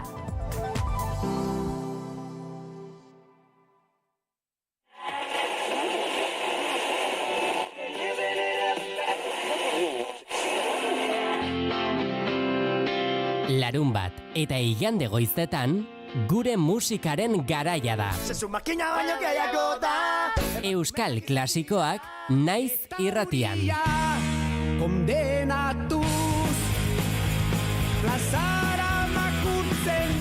Sara Iriarteren konpainian goizeko 6etan hasi eta 2 orduz euskal klasikorik onenak.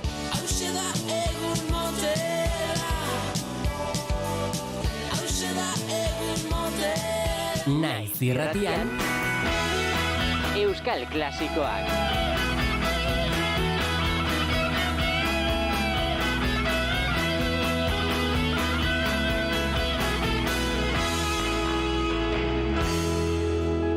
Euskal klasikoak.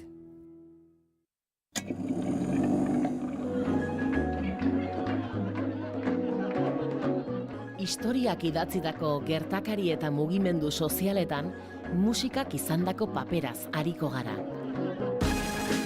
Gramofonoan historia duten kantuak.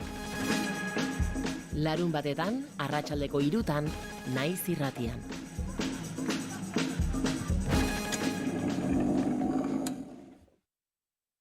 Zentzuz bidaiatzea gustoko duzu, ala lekuz aldatzea bakarrik. Helmugara iristea nahiko ez bada zuretzat, ezagutu bidaiari, naizen hileroko aldizkari euskaraz. istorio benetakoak, tokiko kulturak eta bihotzarekin egindako bidaiak. Mundua ezagutzeko modu berri bat.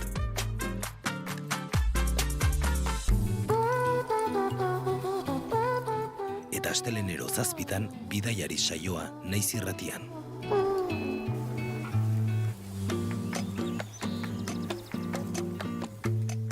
Bidaiari, lurralde berrietarakoaz.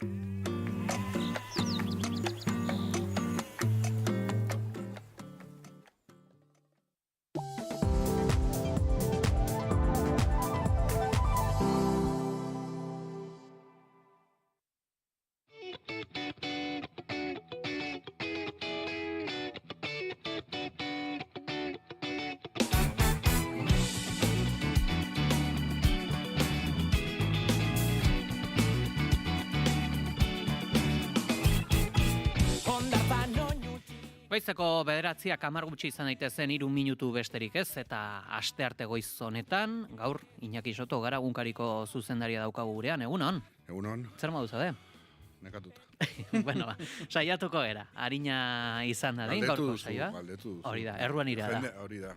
Jendeak ikusi esan zintzotasunez. Hori nik esate dut, jaki eskaintzerakoan bezala, eskaini duzu, nik hartuko dut, errua zurea da. Baina, esango dugu, aste santu Paskoako asteetan gabiltzala, aste apur bat bereziak, honek nolako aldaketak ekartzen ditu egunkarira? Pentsa, leno, honezkero, datorren urtean 20 urte egite ditut. Eta orduan internet beste zerbait izan, oso gauza txikia izan, eta guginan interneteko orrialde bat zeukan egunkari bat. Baina, adibidez Paskoako eta Gabonetako egun horiek sakratu moduan zian. Ziren 3 egun, ez ginenak ateatzen kalera, eta horrek, suposatzen zuen, aldaketa handia. Bintzat, ni beti izate dute, lan honetan oso exigentea batez ere, konponketak da barku batean, itsasoan barruan konponketak egitea bezala.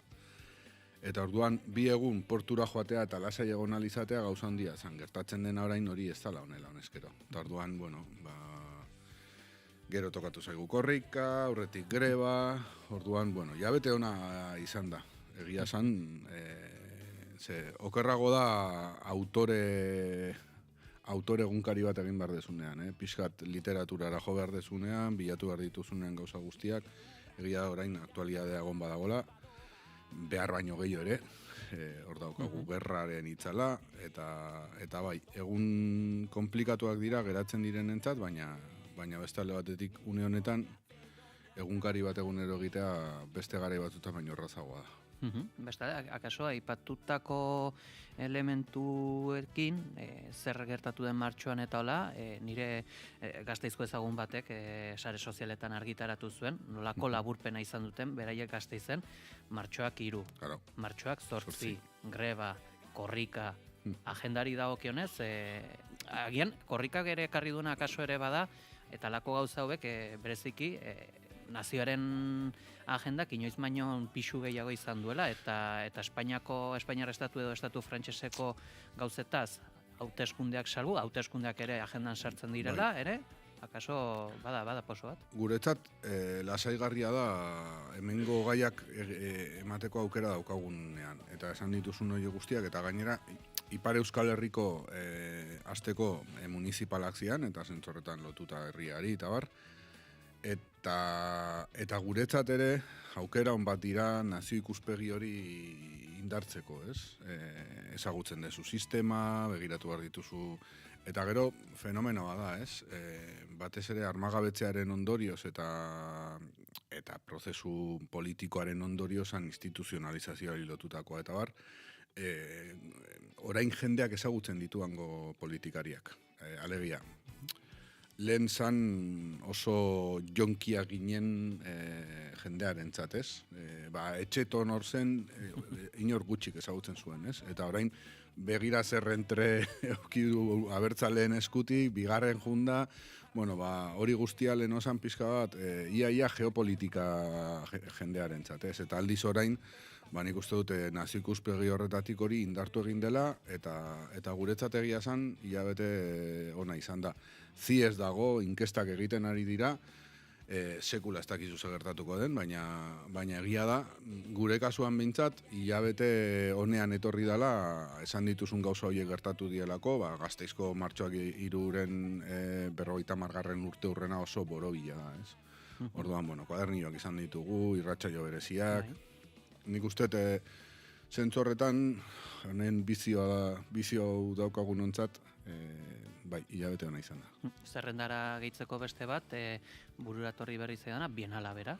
Ez du gain betetan aipatzen, baina bada beste zerbait. Bai, eta berdina ere ez, igual ematen du ekonomiaren beste ikuspuntu bat, ez teguna, gure ekonomia oso lotuta dago borroka sindikalari eta auzi soziolaboralari, eta hortaz aparte hortik ateatzen garanean, askotan joan behar gara, dolarrea, kriptomonedatara, eta beste inflazioa, oso fenomeno monetarismoari lotutako, kapitalismoari lotutako horiek guztiak, ez? Eta aldiz, begia bienalak ematen dula beste hori, ekonomiaren beste aurpegi hori aztertzeko aukera.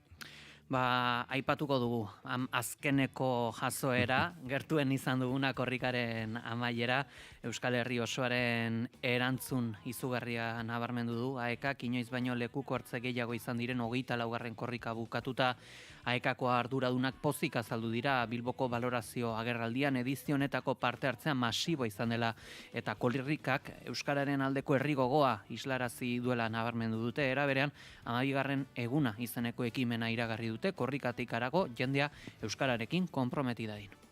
Euskaltzalez beteriko olatu erraldoia Bilboko udaletxean itsasoratu zenetik 24 ordu eskas igarota egindu balorazioa AEKak Bizkaiko hiriburutik zifrak ematea zaila den arren Euskal Herri osoaren erantzun izugarria nabarmendu dute. Zaila da jakitea zenbat pertsonak parte hartu duten, ez? Badauze ikerketa batzuk esaten dabenak 1 milioi bat pertsona inguru batzen dela korrikara. Ezinezkoa da kontatzea, egia da, hasi zanetik atzo Bilbora iritzi arte irudiak ikusiz gero, izugarria izan dela jentearen partaidetza, ez da egon jente gitxiko tarterik, eta atzo Bilbo zelan zegoen ikustea zoragarria zan, guztiok unkituta. Parte hartzen masiboa izan dela adierazi dute antolatzaileek, Euskal Herriak erabateko indarrez erakutsi duela euskara garela eta euskara izan nahi duela. Inoiz baino lekuko hartze gehiago izan dira 3.400-etik gora.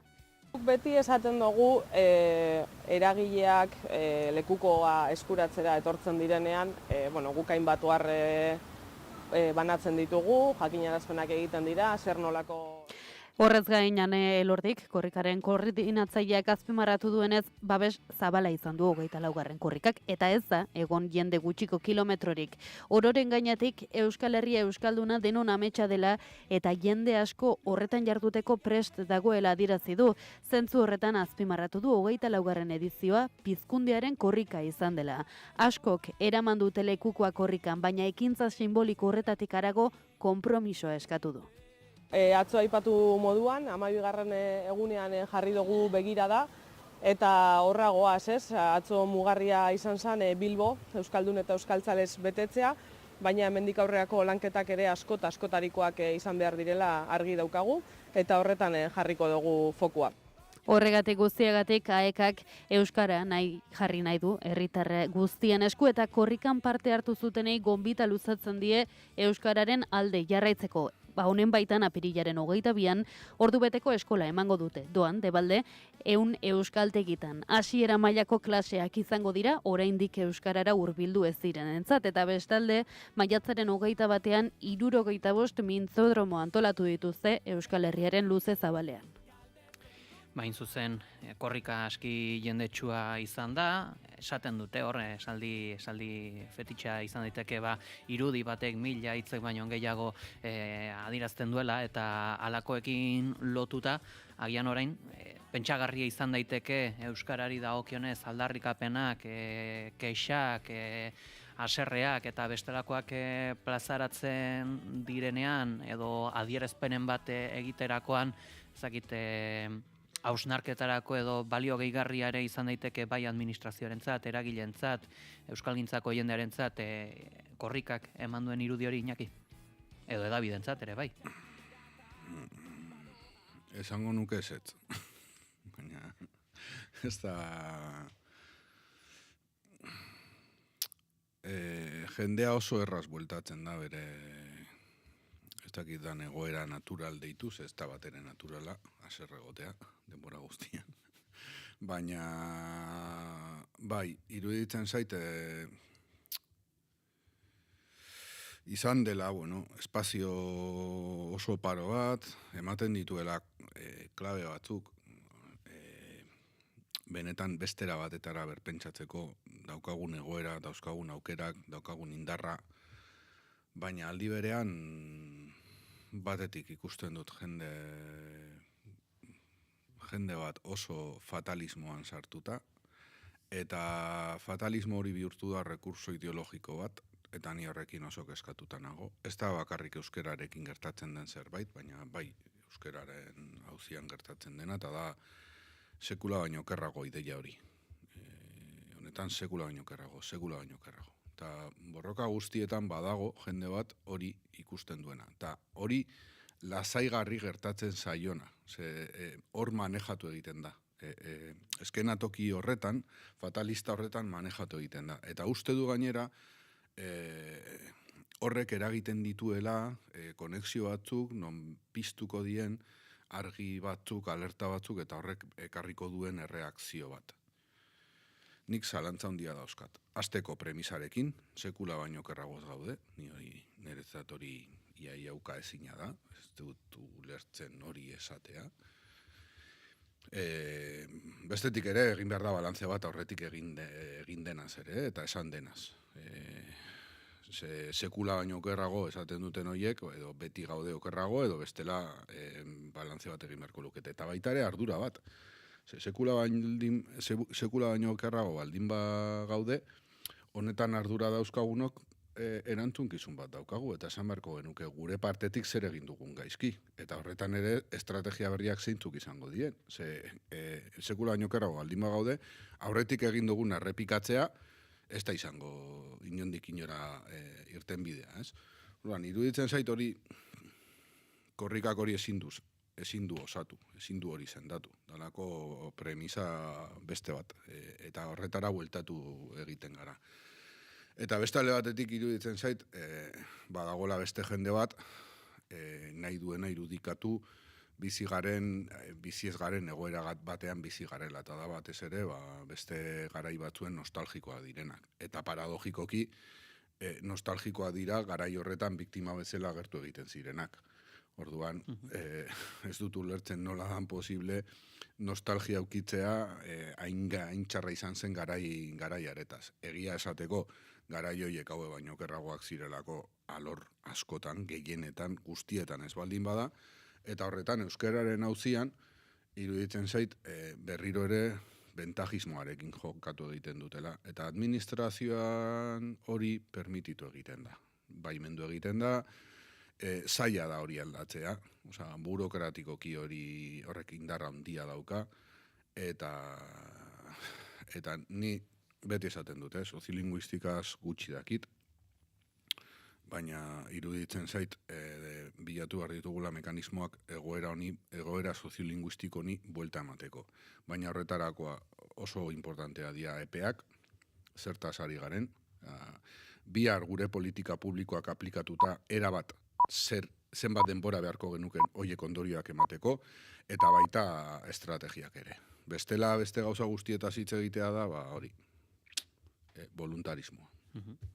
Bestalde, hain zuzen Euskal Herria ez da, ez baldin badago ezpalarik, Euskara polemikatikat mantendu behar dela aldarrikatu erren, Aitor Esteban ezen pozik gelditu korrikaren amaierako ekitaldiarekin, 24. korrikako amaiera mezua irakurri zuten gaztei, bildu ingurukoak izatea gotzi die.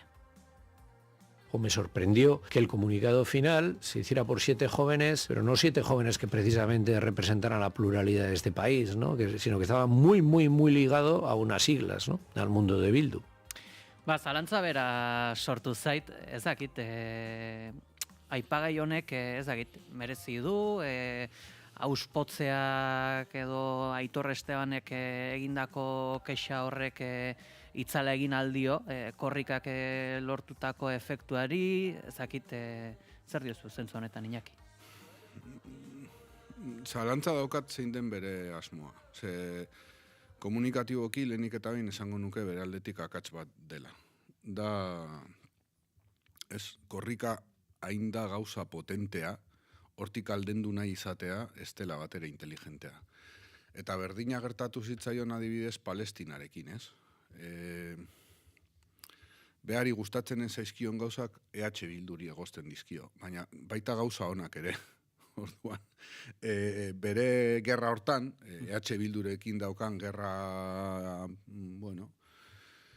ez dakiden puntu paranoiko bat daukanan eretzat, ez dio mesederik egiten. Nire ustez hori da lehenengo gauza. Beste alde batetik iruditzen zaitere, desitxuratu egiten dituela eztabaidak. Eta iruditzen zaitere, izan daitekela kortina de humo esaten dana gazteleraz, ez? Guazen, hau zikintzera, urrau gardendu indena, bide horretan, oso gogoratu berrea korrika nola izan, nola joan dan, bere indarrak gainditu egin ditu oztopoiek, ez? Eta, behin gardendu egin denean hori, pasa egiten da zea batea. Hori zikintzera, eta horrekin ere ustez, badauka asmo bat, eta da, planteatzea, adibidez, estatusaren inguruan egon daitezken aurrerapenak ez direla kontu zibili behar dela horrekin, edo distantzia bat hartzea. Eta horretan ere, beste alde batetik ere, EH Bilduta zain gaizkitze egiten duenean, ez du hain gaizkitze egiten eneko handoezataz. Eta hori ere, bentaja da berarentzat. Eta aldendu egiten du kritika basikoena izango litzatekena. Eta da, aste honetan bertan, eneko handoezak, pentsa ez, pesoetaz ari garenean askotan hitz egiten da baroietaz. Eta pesoen baroiei esaten zitzaien nola baitere lurraldetako baroiak ziren hoiek, ez zeukatela beti estatutik etortzen zen hildo ofizialista hori, ez? Defendatzen zituztelako, Andaluziako beharrak, bestearen beharrak. Neko handoeza ez da baroi bat, da duke bat. Harrigarriro, berak ez du sekula defendatzen Euskal Herritarren eskubideak edo bentajak edo interesak edo dena delakoak, ez? Eta hori gertatu aste honetan Gernikarekin, ez? Gernikaren auzian eneko handoeza da Reina Sofiaren marketin arduraduna, ez? Bere kezkadia Reina Sofiarenak eta ez Euskal Herritarrenak. Gernika Euskal Herrian egon dadila. Picassoren Gernika. Eta berdin gertatu da Aenarekin, aireportuekin. Eneko handoezak hitz egiten du, eta badirudi bera Aenako ordezkaria dela, eta ez PSeko buru.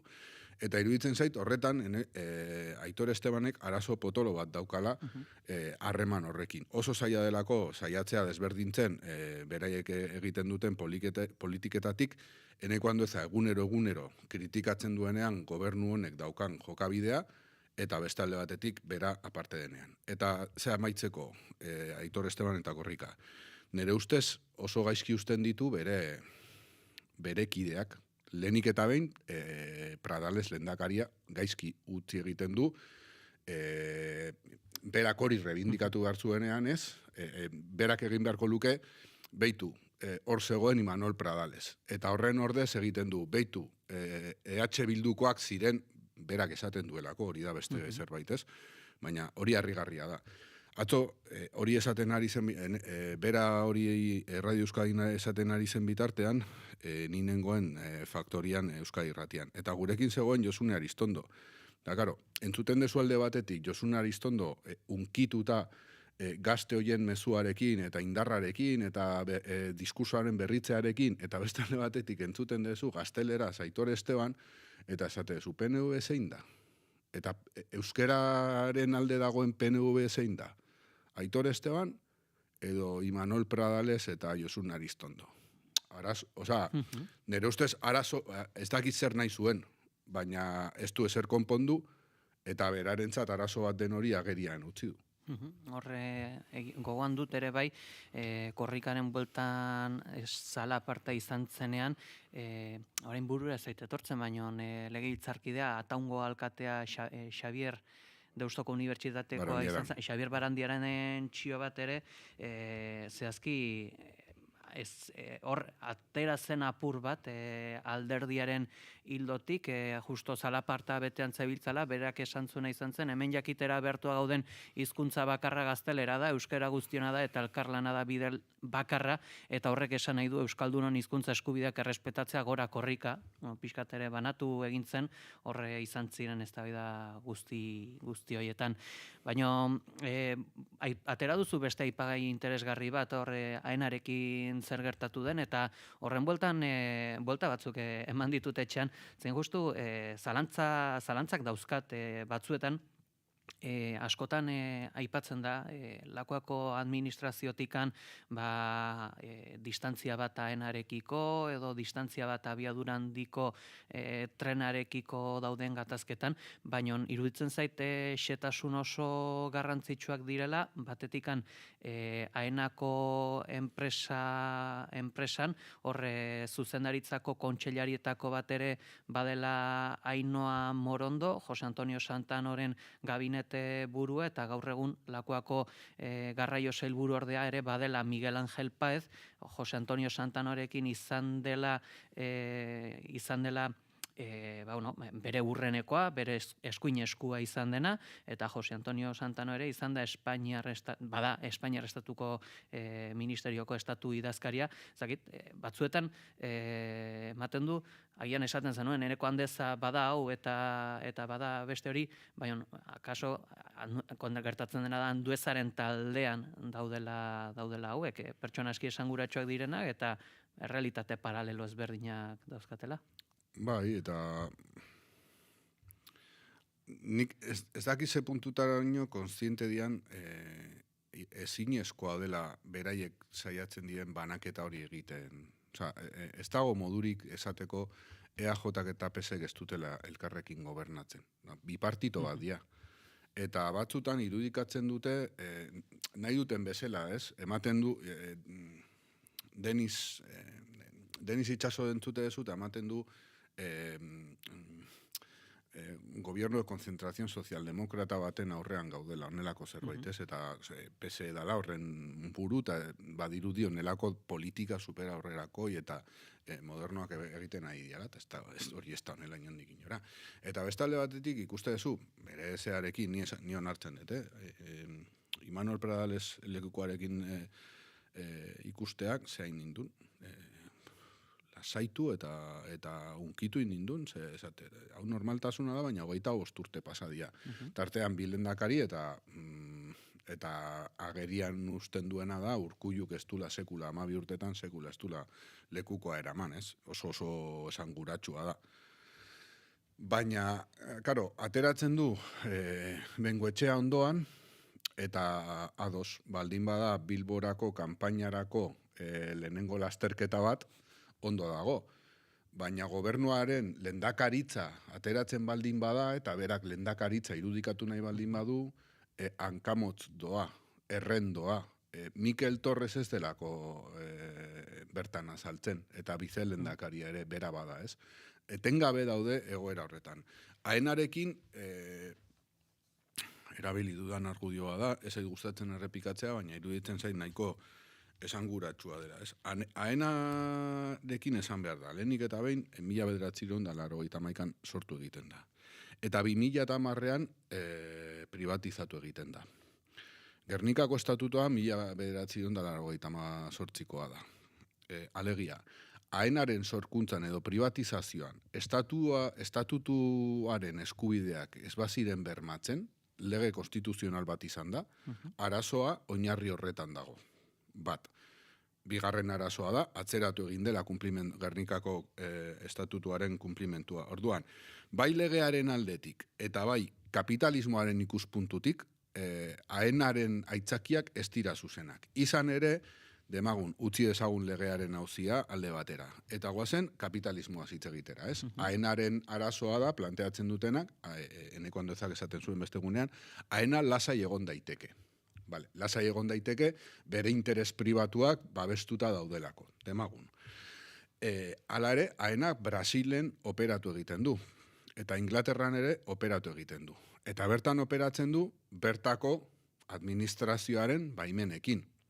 Alegia, ez da ezinezkoa beste egitura politiko batzuen elkarlanean mesedetan hoiekin batera lan egitea haenarentzat kapitalismoaren izenean. Orduan, ez baldin bazarete kapaz legea betetzeko, eta lege hori konstituzioa da, azken batean estatutua hortik eratortzen den legea delako, hauek konstituzionalista dira nahi dutenean bakarrik. Guazen kapitalismoa hitz egitea, zarete alde batetik konstituzionalistak eta gero kapitalistak. Baina konstituzionalismoa ja baztertu indegu. Ados, guazen kapitalismoa hitz egitera. Guez garako, ni ez naiz kapitalista, ni sozialista naiz, bale? Baina zuek ere, demagun, sozialistak zaretela, baina oso kapitalista, tira. Zergatik ezin du haenak Euskal Herriko aireportuekin, Inglaterrakoekin edo Brasilekoekin egiten duen formularen moduko bat sortu. Eta honela, babestu bere inbertsore pribatuen eskubideak eta aldi berean gure interesak, ez? Orduan, paradoja horietan, hori, niretzat ikaragarria da, handuezak esatea, haena lasai egon daiteke. Haena lasai egon daiteke da, hor dauden inversore pribatuak lasai egon daitezkela esatea, eta haineko handuezak lehenago jartzen du, alde batetik, Espainia eta beste alde batetik, interes korporatibo kapitalista horiek, Euskal Herriko interesak baino. Nekez izango zara ez lehendakaria, baizik eta referente politiko bat Euskal Herrian baldin eta posizio horiek baldin badauzkazu. Eta hori, Aitor Estebanentzat, deserosoa beharko luke izan. Deserosoaz baldin bada, eta horretarako erabili behar baldin baditu, zazpi gazte horiek eta esan behar baldin badu, bere ustez argi dago, nondik gatea du Bildukoak direla, esan nahet.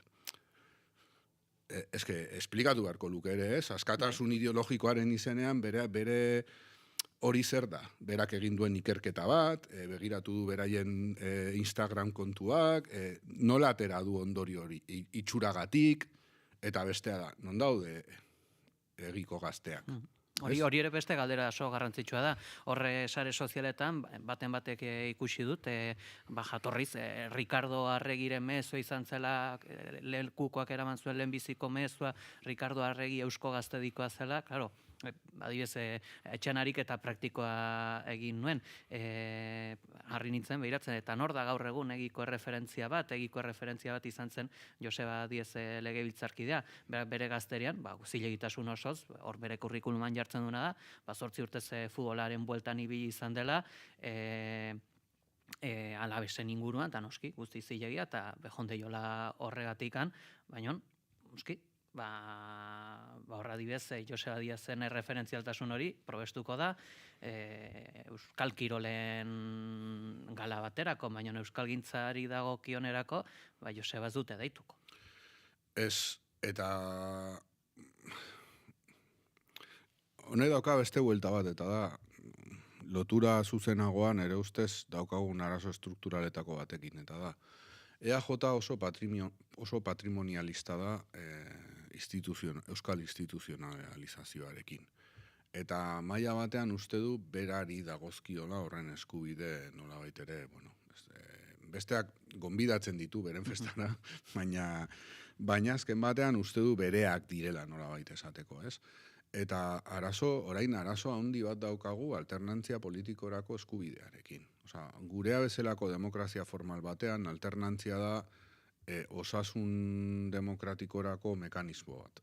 Ez da inondik inora perfektua, hitz egin genezaken demokrazia honen mugez, eta daukan arazo ez, eta bar, eta hori oso interesgarria da. Baina, une honetan, gure eztabaida, aktualidade politikoari dagokion eztabaidetako bat da, zergatik EAJ eta PSE dauden prest edozer egiteko, eta edozer egiteko da, PP-rekin akordioak egiteko, EH Bildu boterera heldu ez dadin, ez da herritarrek babes hori ematen diotenean ere. Gipuzkoako egoera da nabarmenena, Gasteizera joan gaitezke, baina begiratzen baldin badiogu botere egitura desberdinei konturatuko gara, azken 30 urte hauen EAJaren lehentasunetako bat izan da egitura horietako zuzendaritza guztietan bere kide militante karnetdunak jartzea. Eta hori gertatzen da unibertsitateetan, enpresa partzuergoetan, beste agentzia guztietan, adibidez, ez dakit, unai jundenetik, ez dakit ETB-en, EAJ-ko karneta ez daukan inor dagoen zuzendaritzan. Ez? Guazen, pixka bat, hola esatea fuertea da, baina honela da. Ez? Ezagutzen ditugun biak, bai Isabel Octavio eta baita Andoni Aldekoa, EAJ-ko militanteak dira, ez? Ez da, zehariko berena. Ez ditut gutxiesten, ez dut beraien maila profesionala kentzen. Baina izan da EAJ-aren politika bat, egitura guztietan bere jendea jartzea. Ikusi ze gaizki hartzen duten EHUn orain dagoen egoera. Beraientzat ze puntutaraino den eraso bat, beraiek kontrolatzen ez duten jendea, beraien kide ez diren, beraien kontseilari urren izango ez diren pertsonak egotea horko zuzendaritzan. Eta benetan esaten dute, arazo ideologiko bat da. Herri hau, herri honek daukan anistasuna, bueltatuta Estebanen argudiora, herri honek daukan anistasuna kontutan hartuta, arazo ideologiko sakon bat da pentsatzea herri hau kontrolatu behar dela alderdien egituren bitartez. Iruditzen zait, horrek gainberara eramaten gaituela eta eramaten gaituela dekadentzi batetara, orain parte batean bizi duguna eta oso problematikoa dena herri baten biziraupen eta garapenerako gurea bezalako herri zigortu, zatitu eta txiki batentzat. Dagoeneko goizeko 9 eta 18 dira, bide batez aipatuko dugu urtarriletik Eusko Gazteriri elkarrizketa eskatu geniola, baina erantzunaren zain jarraitzen dugu. Eta azken orduko dagokienez, giza eskubideen behatokiak Josu Zabala erasun errekonozitzeko eta erreparatzeko 2 ekimenen berri eman du familiarekin eta Komisiones Obreras sindikatuarekin elkarlanean. Zaloa diola, egunon? Egunon, Peieta, egunon entzuleok, datorren iraiaren 8an 50 urte beteko dira Guardia Zibil batek Josu Zabala erasun hil zuenetik. Lesakako Laminaciones enpresako langilea zen eta Komisiones Obreras sindikatuko afiliatua. Gaur egun, errekonozitu gabe jarraitzen duen biktima da Zabala, herriko iparralde etorbideko terrorismoaren biktimen monumentuan esaterako ez da ageri. Aldiz, Meliton Manzanas torturatzailea bai. Egoera zuzentzeko batetik, Espainiako gobernuari eskatzen zaio adieraz dezala Enrique Pascual Guardia Zibileko kidearen epaiketa eta ondorengo amnistia, Josu Zabala erasunen hilketaren egilea legez kanpokoa eta ez legitimoa dela eta aitorpen eta erreparazio pertsonalerako deklarazioa egin dezala. Eta aldi berean azterketa judiziala egiteko izapideak hasiko dira, borondatezko jurisdikzioa deritzonaren arabera. Egunaren ondik norakoak ere aipatuko ditugu, Itxaso Leon, egunon? Kaixo egunon Peie, egunon entzule guztiei ere. Gazte topagunearen muntaia lanak jarraituko ditu gaur naizek asteartenetan. Horrez gain politikan hitzorduak espero ditugu tartean Lakuako Gobernu Kontseilu hau Barretxena eta Jauregi sailburuen hitzartzeekin. Bestalde Azara Dominguez Gipuzkoako Mugikortasuneko Foru Diputatuak hitzartuko du Donostiako garraio pertsonalen eta Uberren inguruan eta EH Bilduk Podemos Euskadik Ezkerran hitzak berdeakek eta Sumarrek ekitaldi politikoa egingo dute Azazedako sarraskiaren urte urrenean Gasteizen. Eta Zaloa Badiola lankideak aipatu berri duen modura, Josu Zabala erasunen erailketaren hurbileko 50. urte urrenaren arira ere, erreportaje berezia egingo du kasu honetan Antxeta irratiak. Gainera Durangoko bombardaketa dela eta ekitaldi bat espero da gaur arratsaldean. Gernika Palestinak manifestazioa deituko du hilabete honetarako, Paueko auzitegiak Baionan Palestinaren aldeko elkarretaratzearen debekuari buruzko erabakia emango du eta bestalde San Fermin 78 gogoan elkarteak lan saioa du Nafarroako parlamentuan. Eta hain zuzen Nafarroako lan publikoen batzordean Nasubinsako buruoiak izango du gaur agerraldia. Eustatek proiekzio demografikoak aurkeztuko ditu, epe labur eta ertainekoak, bestalde Euskal Errepublikarantz estrategia subiranista uspotzeko gakoa liburu aurkeztuko dute Michel Lakuntza, Unai Oñederra, Manu Robles Arangiz eta Ane Eslabak.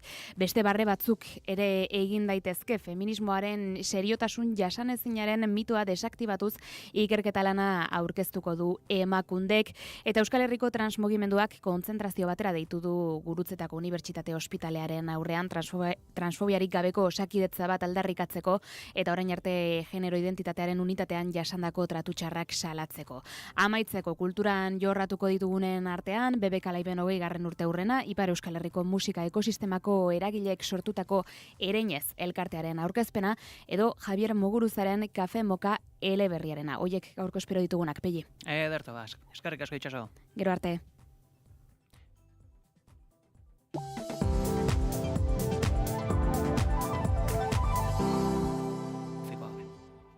Bagoizako 9 eta 21 dira, bagoaz aurrera, izan ere 2027 urtetik aurrera jarraitu alizateko proiektu baten bila dabil erremontea. Gaurkoan kirolak izpide informazioaren arian, erakunde publikoek babes ekonomikoa zein aholkularitza eskaini dieten arren, hori mendi 2010 enpresak oinordeko bat izatekotan, ekimen pribatuala enpresa proiektu baten eskutik izan beharko duela azaldu dute erremontistek, jokalariek jarraitzeko borondatea erakutsi dute, eta etapa berri hau gidatzeko inor pres badago, ate bate ireki nahian, horretarako xedea plazaratu dute. Afera hau izango dugu aipagai ondorengo minutuetan, eta goiz honetan estudiotan dugu Xabier González Oriamendi 2010 enpresako gerente. Egunon?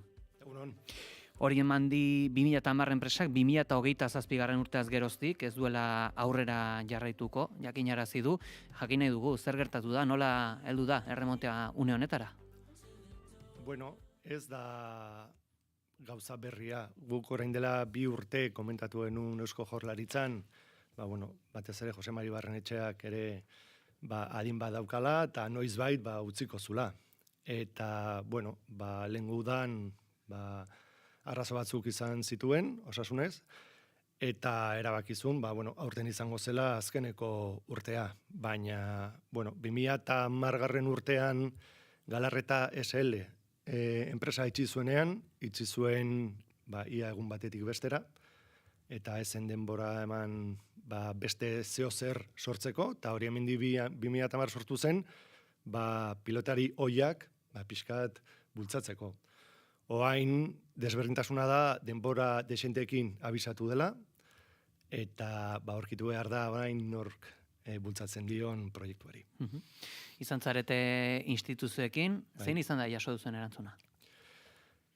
Denok pres laguntzeko, batez ere dirudi ekonomikoki, ez dela gutxi, baina agian ez da nahikoa.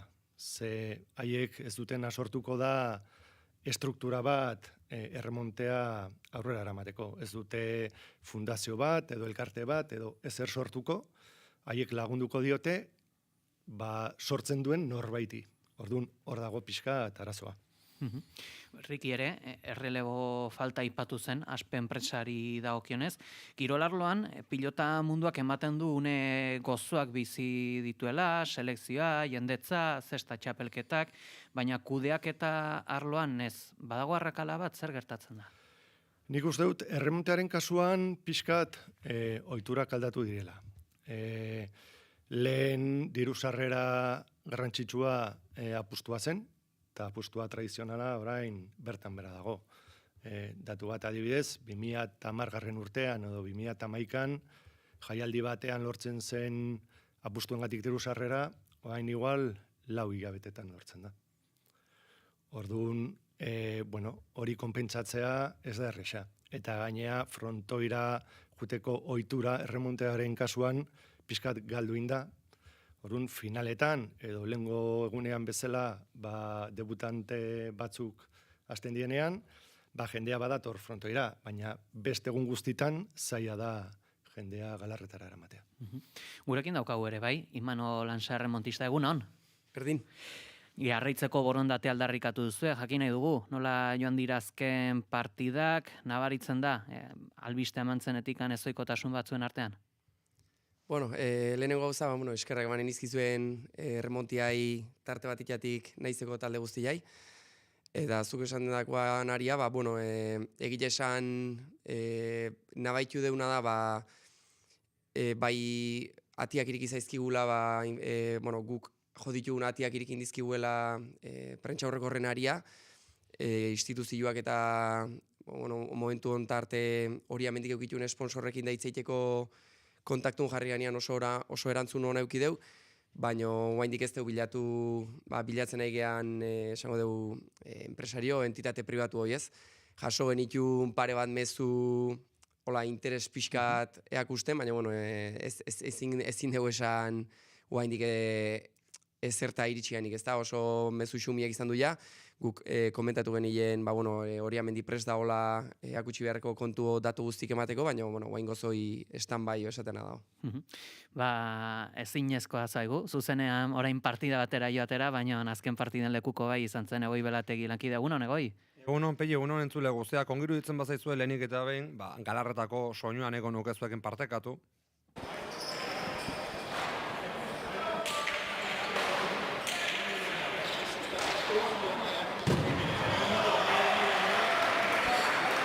Ez da bat ere, plantxarra larun bat arratsalderako lagunok, benetan diotxuet, erremonte jardunaldi batez, jaialdi batez, gozatu alizatea Galarreta frontoian.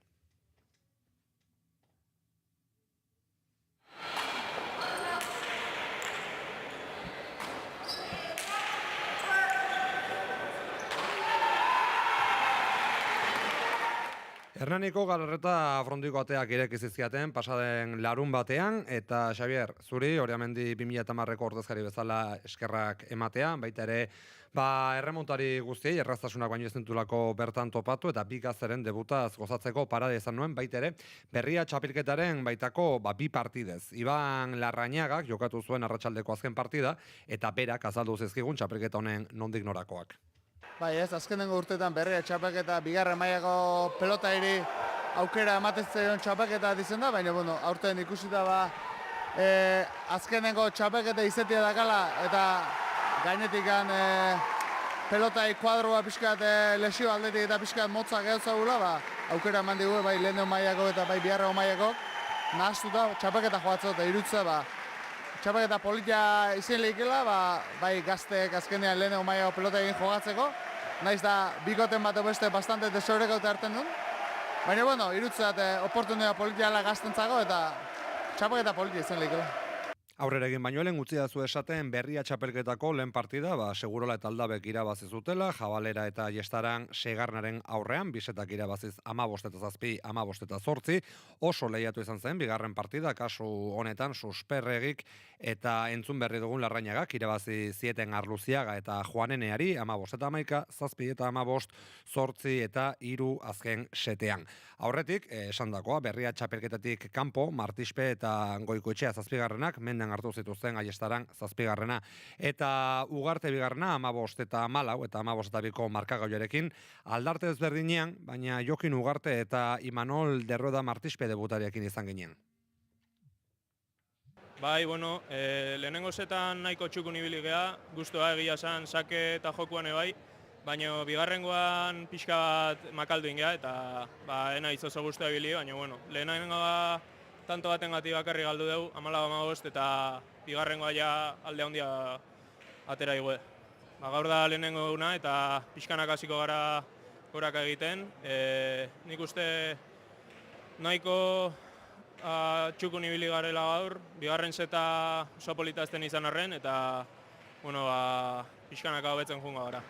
Egia esan, frontoi berezia da, erremontista guztiontzako noski eta momentuan bertan nervioso atera naiz, polita da, olako giroakin eta jokatzea, eta egia esan oso polita, egun berezia, gogoratuko etena bizitza osoa, eta oso berezia, frontoi honetan debutatzea. Orain lasai, lehenbizko zetan oso urdurin, eta ezin bezala, hankak hori lotuta, partido zaila da, Jokin ni justo alrebez pasatu zaio, lehenbizko setan aitzongi jokatu du, sakatu asko, eta bigarren setan gu ongi hasita, pues, bera nerviostu da, eta, bueno, hor bera egin du, baina, bueno, nivela ogunarekin hasi da, eta, bueno, importantena hori da. Bai, Donesteben afizio asko bat dago, bueno, nire hor partizan du naiz, Joaneneari animatzen, Jabalerari, eta orain nahi tokatu zait, rezibitze animoa, eta oso konten. Eskertuta bi debutariak, Oriamendirekin, Galarretak eta honekin batera erremonteak aurretik duen egoera konplexoentzat hartuta. Hala ere, biak baikor urtea amaitu bitarte konponbideren bat helduko delakoan. Oso eskertua nago enpresak emandako aukerakin. Azkenen deno dakigu, 2027an Oriamendi 2010ek ez duela jarraituko, baina, bueno, martxoa bukaeran gaude, eta nik uste dut abenduak 31 inguru hortar arte denbora badugula zerbait egiteko Oriamendi enpresarekin. Eta ostera, nik uste etorriko direla gauza berriak, eta nahiko optimista nago egoerarekiko. Eskuz aritzen itzen leheno, eta eskuko lesioengatik probatu nuen erremontea, eta egia esateko eskuz ibili ez direnei ere gonbidatuko nieke probatzera behintzat, momentuan kantxan barruan distantziak, abiadura eta guztia ez da beste inungo jokamoldetan den bera, eta asko erakartzen du horrek. Azkenean, behin harrapatzen duzunean jokua oso gustora ibiltzeko kirol bada, eta benetan edozeini probatzera egun bat bada ere gonbidatzen diot. Egia da, situazio ez dela munduko bena, baina, bueno, hemen ilusiokin nago, eta badakit hor remontisten asoziaziotiken lana fuerteari egiten ari direla, batez ere Hansa eta Iban Larrañaga, eta, bueno, horiegan konfiantza guzia, ateko dutela proiektu politen bat, eta horren esperun, horien lanari esperun. Bai, erremontista guztik hortan hori, bat gaude, dena konpromesu zikin, urrengo urtera begira, eta atetzen den proiektukin denak bat. Ez dakit egiarran, ez dakit zein den tekla, baina, bueno, dena hartin saiatuko gara bilatzen eta aurkitzen. Xabierrek lehentxago esan dugu, debuten bat ematen den egunean, egoten dela giro zertxo bat gehiago Galarretan, aurrekoan debutari bakoitzak ekarri zuen bere zale kuadrilatxoa eta huetako bat entzungo dugu. Bueno, txaldeon, esan dakoa hemen Galarretan ikusi gula, familia dela pentsatzen dut, ikusi hemen kuadrilatxo bat poz-pozik, kasu honetan Martixpe eta Goikoetxeak irabazi dutelako, txaldeon, nola itzen zara? Joseba dut izena. Joseba, zu noren gane torri zara? Ni Martixpen alde, bere lenguzo naiz da. Eta, kasu honetan, Martixpek debut iten zuen gaur? Zei? Debut egin du gaur? Bai, pues bueno, jake debutatzen duen, pues bueno, ikustera, eta animatzea pixka bat.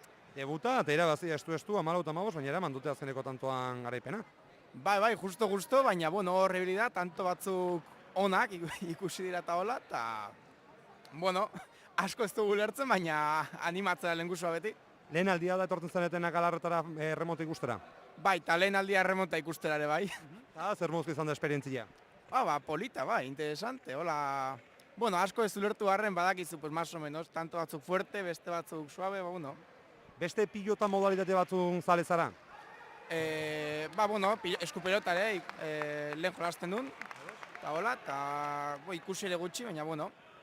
Sekondo, zuk badakizu ointxertan Oriamendi 2010 enpresa dela erremontea, Galarretak kudeatzeuna, utziko dio ja kontratua amaitutzat emango du, 20 urte zegoen ostean hor kirola bultzatzen, eta ointxe bertan zageri beste enpresarik momentuz behintzat, horrela kirolai beste bultzat emango diona. Ez dakit, jakinda gaur dela lehen esperientzia hemen Galarretan, etortzeko asmorik bai beste batean, eta batez ere, jende gaztei begira, zer esango zenieke, merezi duan etortzea, eta, ez dakit. Nik uste bai, esperientzia polita da. Azken baten, ez da, nik ez naun izagutzen da gola kirola, ez da, ez dut uste oso ezaguna denik ere, baina, esperientzia polita da ikustea etortzea. Pena bat ere hori, enpresak segitzea dirua ematen eta hola, baina, nik uste bai aurrera jarraituko dela eta. Bale, mi esker, ongi pasa. Bai. Bain zuzen ere, Iban Larrañagarekin erremontearen egungo egoeraz hitz egin genuen eta ari eskatu genion etorkizunarekiko balorazio sakonago bat. ez dakit nondi etorren gain bera, irutzat azken 16 urtetan Oriamendik hartu zunean remontea ja nahiko triste ozola, hor 2000 urtego buelta hortan izan zala remontea gaukizun epokai fuertena, irutzat apustuk sesan handiz daukela galartan, apustu asko irezan galartan, azkenean gizarteare alda egin da, apustuk gainbehera baten dijoazte, eta zuk esan duzu bezala, ez dakit zertan faiatze deun, finaletan da semifinaletan jende asko biltzea, baina txapaketatako partido igual ezain erakargarretan ez da inbeste jende biltzen, eta garbi dago, ez apustuetik, ez sarreratatik, diru sarreraik ez palin bau, deporte bati, instituzio laundu berra doela, ziozi. Eta ez dakit ze tekla ikutu berkoan, urrungo urteta behira, remontiak kirol rentable bat izateko, baina garbi da hona da bintzat, oain arteko hau ez dala. Orduan, zeuze diferentia bile berdala garbi dago, ez dakit zer, baina bueno, hortako pres gaude pelotarik, eo zerraitzeko pres gaude, eta, zeuze politi hartetzen, kirol hau modalide espektakular honek, beste urte askon segitzeko.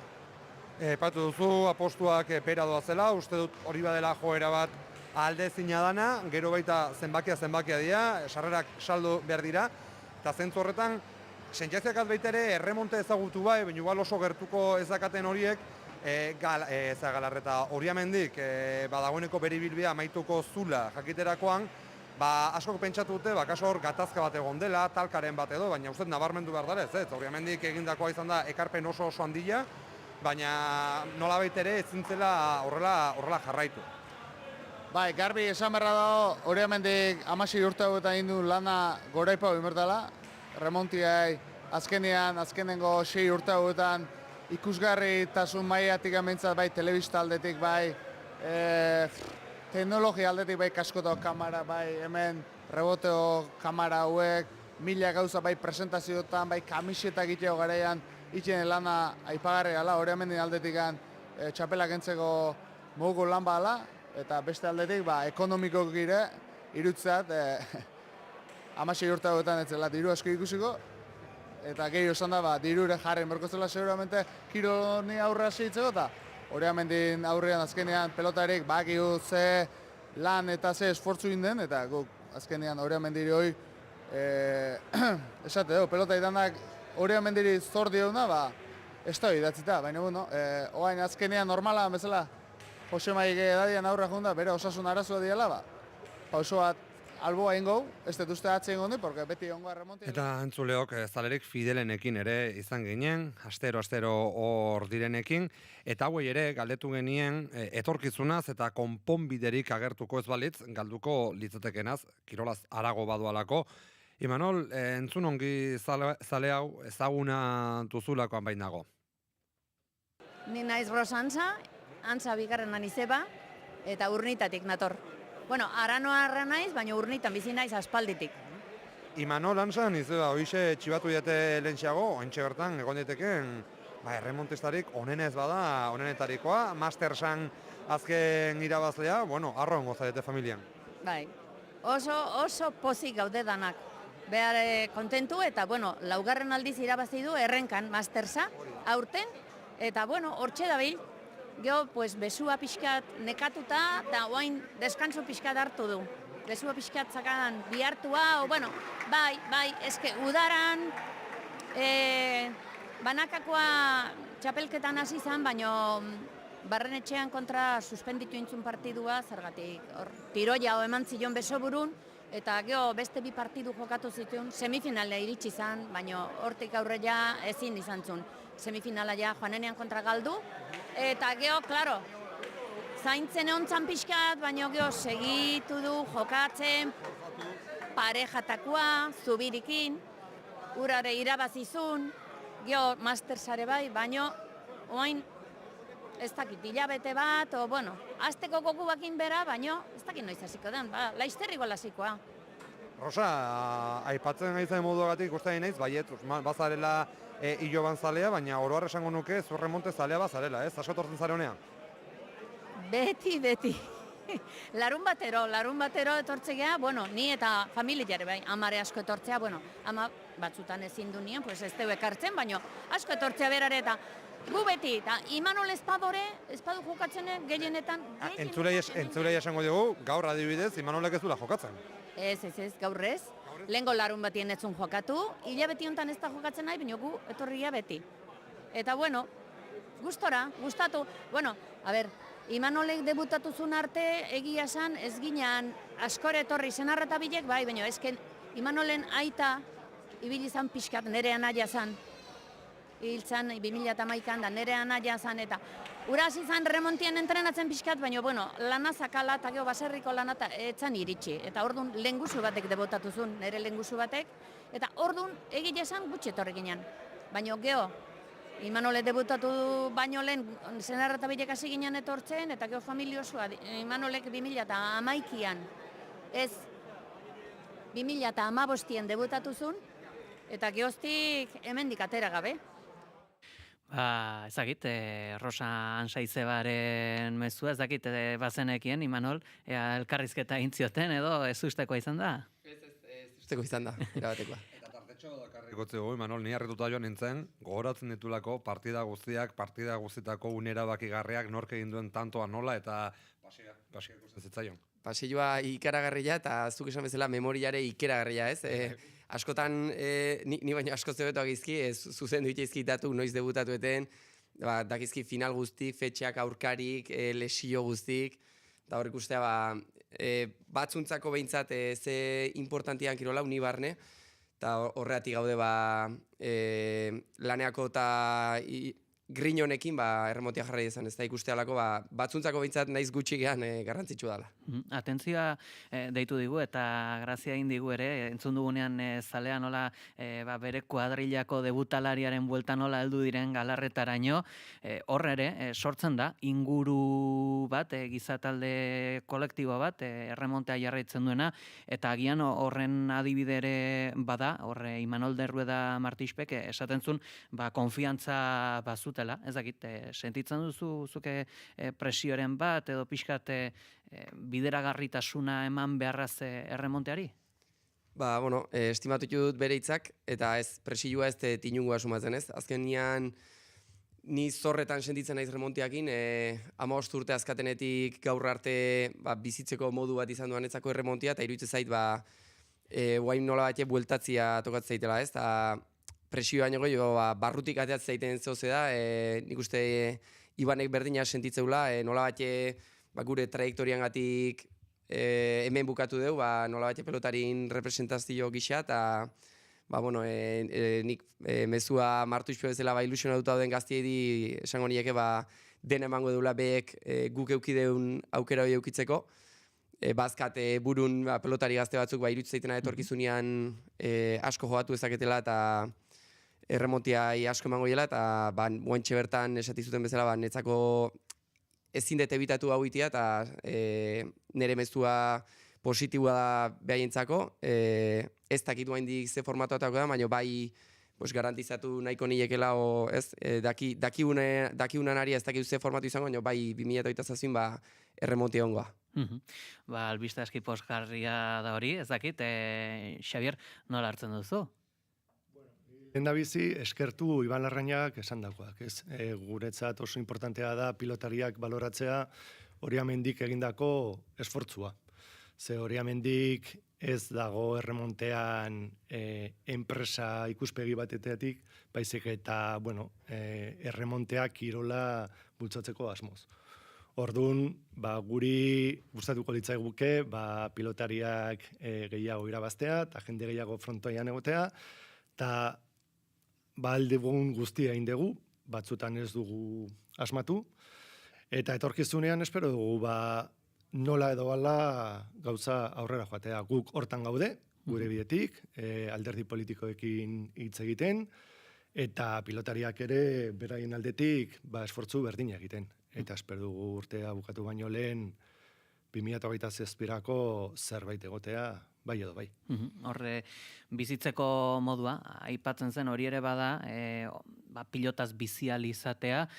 Gaur egun, Oriamendi enpresak nolako egitura dauka, zenbat pilotari daude, eta administrazioan edo atzeko lan horietan ere bada, bizi dena erremonteaz? Bai, a ber, erremonteaz bizi dira Oriamendiko strukturen langile normalak, xistugilea, pilotagilea, intendentea eta administrazioa. Pilotariek inor, ez dute erremontearik bizi, batez, denek bere lana dute. Eta eskertu behar da, haiek bere haien lan aukita, ordutegiak moldatzen dira, 2 aldiz galarretara etortzeko entrenatzea, larun batetan partiduak, beraien oporrak pixkat egokitu erremontearen txapelketara, dena, baina, nik uste dut hemendik aurrera horrela jarretuko duela, erremontistak profesionalak izango dira, baina ez dute erremonteaz biziko. Horre esaten zen, 2007an erremontea ongo da, zer nolako horre ikuspenak dauzkazue? Aipatu nahiko nuke, zure galdera erantzuna baino lehen ore bai, nire oso ados nagola Ibanek esan bezala Oriamendik indun lanaz ez, baina baitare igual falta horre esatea, pelotarik Oriamendi hasi zanetik, nik uste kolaborazio oso politia izan dela 15 urtean, esan dugu pelotarik ez diala inoiz profesionala izan da, gaur gaudenez gain, 2010-etik gaur arte erremontiai aportatzen ondian pelotarioi eskerrak emanen izkien, ez? Soldatak oso justukoak izan duia beti, bai esan laikela 2020-tik aurrea, ETB-en aportazioak inda, guain hobeto xo gaudela, baina, guain gukin ez dauden pelotarioi esan bezala 2010-etik 20 arte, 25, 26 arte erremontiai eusteko ardura eukiue bai Oriamendik eta bai pelotarik, eta pelotarin partiare aipatu nahi nun. Eta ze aurrikuspen esatea zunean, guantxe bertan pelotari gaude, gure prioridadia ez da guk hartzia zama hoi ez, azken finean momentu honetan 20 pelotari gaude Gipuzkoan, iruditzen zait ardura oain guk hartze balin badeu, 20 iritzi desberdin egongo liakela, eta horre betire gatazkako aukera daula ez. Gure nahiago asmua da, lehenengo talde externo bateko, ez dakit nola esan, entitate pribatu batek, pertsona batek edo enpresa batek, proiektu bat proposatzen, guk adirazien nun dela gutxin genuen rueda de prensan, remontian alde lanea datorren eozeini entzuteko pres gaudela, esan dizuet leheno, ze iritsi zaigula, baina guaindik ez duela forma hondik hartu, baina urtia luzia da, esan bezala gure nahia da beste batek hartzia ardura hoi, baina esan dizut, ardura hoi hartuko ezpalu, aigean nola bateko proiektu batian pentsatzen, esan behar da ez gala inundik inoa ekspertua kontan, ez? Azkenean Oriamendik edo beste ozein enpresak gu baino askoz esperientzia horiak horretik iruditzen zaigu egokiua hoi, baino txarrenean instituzioak inguk eitzen dugu lehen pertsonan, akigu gutxo gara bera ze laguntza izango dian, da laguntza horren arabera egokitutako zeo zeiteko pres ongo ginake beste zehatatz palin ba. Bainaki eta egoi junberko dugu, laguntzera, ikustera, ezta? Bai, bitu, zentzu honetan nik aletu nahi nizuen, nola ikusten duzu erremontea gizartera gehiago gerturatzearen helburu hori aurrekoan Xabier, aipatzen zenidan, makina bat saiakera egin dituzuela, esaten da askotan baita ere galarreta dela zalantzari gabe euskal pilotan daukagun katedraletako bat, tenplotako bat, baina kaso bere tamaina horrek ere 1500 plaza inguruk zail egiten du asteburu, gaur egun ohiturekin betetzea, baina nik gogoan dut erremontarekin izan nuen lehenengo hartu emana pasean txoko partida batean izan zela. Esango nuke gaine Manol, tartean bertan izan zinela, pilotak ada jaso zenula, endikabarren etxeak eman zitzula esango nuke baita ere, frontoi laburra, teorian espektakuloa ez dukena hainun izan beharko, baina izan zen, eta hortik nik hartu nuen, hori, ohitura tarteka, ez askotan joan ez ere, baina galarreta zer den badakit, eta egun horri esker izan dut galarretarekin harremana. Ez dakit, zertan da harreman hori tokian tokiko udalekin, erakundeekin, elkarteekin, jaialdiak antolatu alizateko. Nahi duenak erantzun dezala. Guk uste dugu pixkat erremontearen etorkizuna hortan egon behar dela. Galarretetik kanpo. Herriz herriko txapelketa antolatzen dugu, herriz-herriko emaitza oso ona da, errezago da herrietara erremontea eraman, herrietako jendea galarretara erakartzea baina horretarako ere udalen laguntza behar da. Eta haiek prest egon behar dira, erremonte jaialdi bat prestatzeko urtean zehar noizbait. Eta aurrekontua ez da altua, baina pixkate etorkizuna erremontea galarretatik kanpo zabaltzea da. Gero galarretan agian bat edo bi txapelketa egin urtero, baina helburua izango litzateke erremontea pixkat zabaltzea. Donosteko balda frontoi aukera balitzateke ez, gaur ez du hemen eskaini, baina aurrekoan zale fidel horietako batzuek ere, beraiek esaten ziaten, balda behar du etorkizuna, eta Donostiak behar du nolabait implikatu. Hau den ere berezia da, ze aurrekoan galarretan gonden bitartean eta galarreta betetzea kostatzen duen bitartean, Donostia milaka zalez beteta genuen, errukbizaleak kasu askotan, La Roselekoak adibidez, Euskal Herritik kanpo etorretakoak. Bai, balda izango litzateke aukera bat. Bai balda, bai Hondarribi, bai Zumaia, eta bai frontoi luzeak eta bai motzak. Erremontea beste erramintak alde dauka frontoi motzetan jokatzeko aukera dauka. Orduan, zaila da frontoi luzeak aurkitzea, baina frontoi motzak pila bat daude. Orduan, aukera dago, herri guztitan, ia guztitan jokatzea. Behar dugun bakarra da, errebotea eta sare bat. Eta herri asko daude horrelako frontoiekin.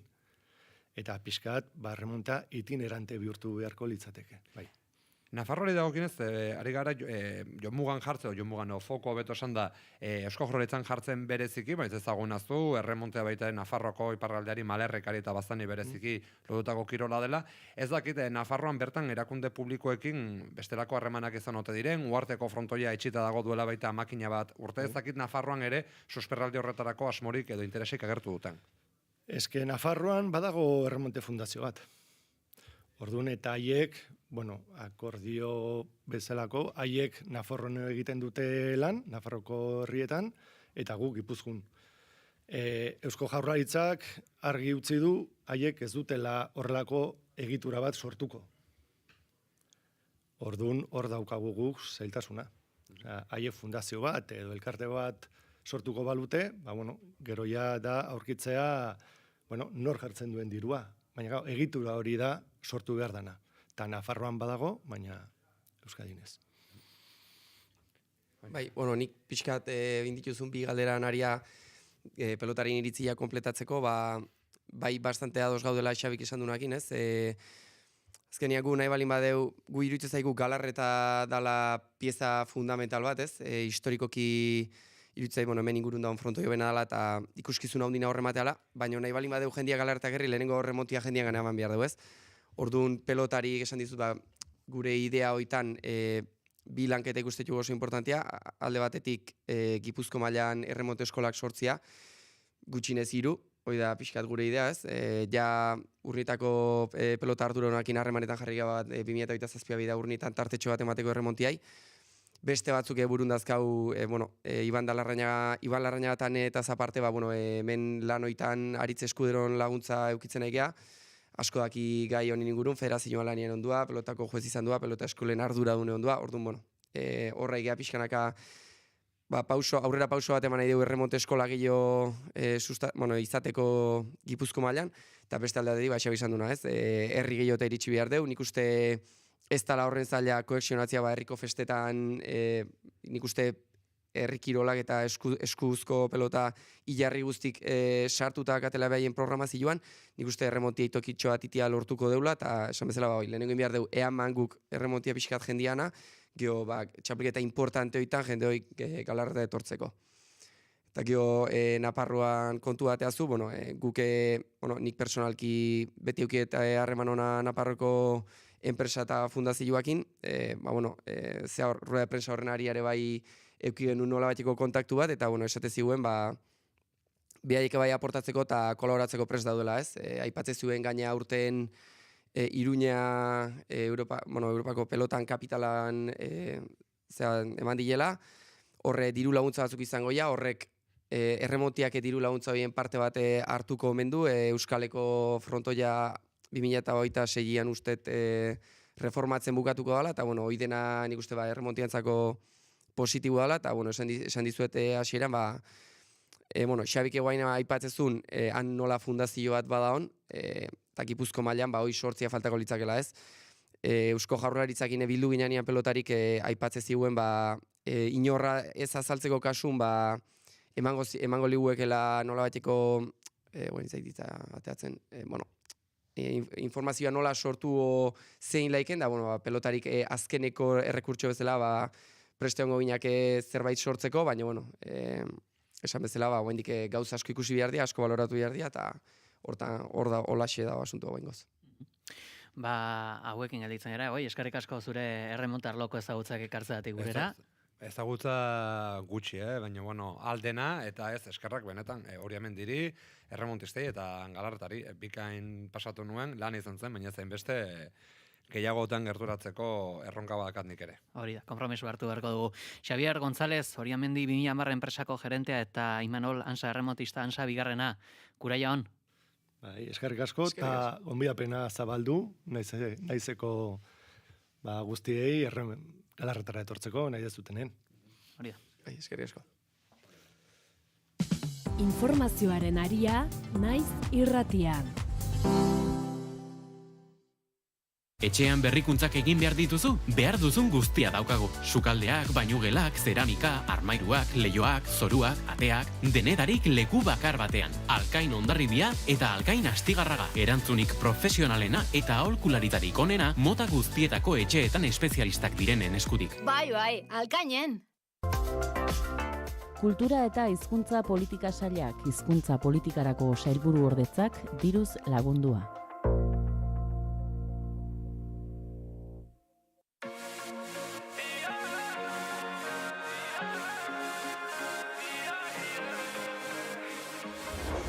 Día de pronto se me eriza la piel, bastando copa de whisky para hacerte volver. Tú dime, crear algo sublime, hacer algo especial antes de que todo termine. Tú dime, que sin mí tú no vives y que no habrá otro como yo, aunque siempre me dices. Tú dime.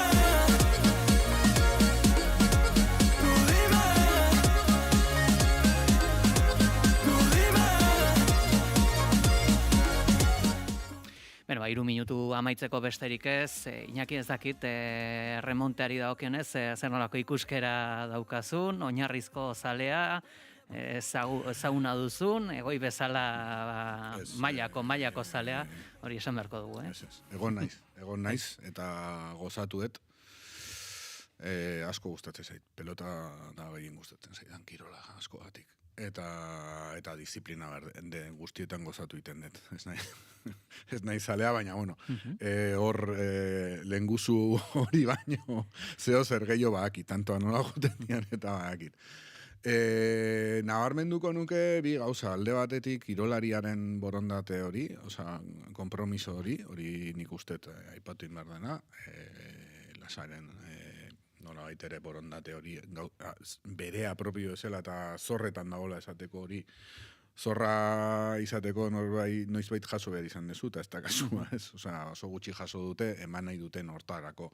Eta gero Xabierren kasuan, ni beti reivindikatzen ditut enpresak. Iruditzen zait, askotan parodia bat egiten dugula gure posizio ideologikoetatik, eta eskertiarrok garenok, oso erraz daukagula jotzea parodia horretara, baina hemen herri hontan enpresek lan handia egiten dute, askotan ez dute bereziki dirurik irabazten, askotan jende asko dago soldata bat ateratzeko peleatzen dagoena eta enpresarioa dena ofizialki, eta hori Amendiren kasuan, egia da pertsona baten proiektua dela, oso lotuta dagoela Barrenetxeari, baina iruditzen zait egin duen ekarpena urte hauetan guztietan, badala zerbait txalotu behar dena, eta nik uste dut, garaiak egoten dira, gauzak jaio eta hil egiten dira, eta postuko nintzateke baldin eta enpresaren bidetik bide bat topatzen baldin badute, eta bide hori ez izatea ere bakarrik dirua jartzea, alegia. Enpresa klase hauetan ez, argi dago, nire ustez dirua irabazi, ez dute irabazi, eta zentzu horretan nahiko nuke enpresago izatea, ez? Eta rebindikatzea, beraiek egin duten lan hori. Bai, zorte ona daukaten Iñaki Soto, Garagunkariko zuzendaria, mila esker astearte honetan laguntzeagatik. Bezarkada bat.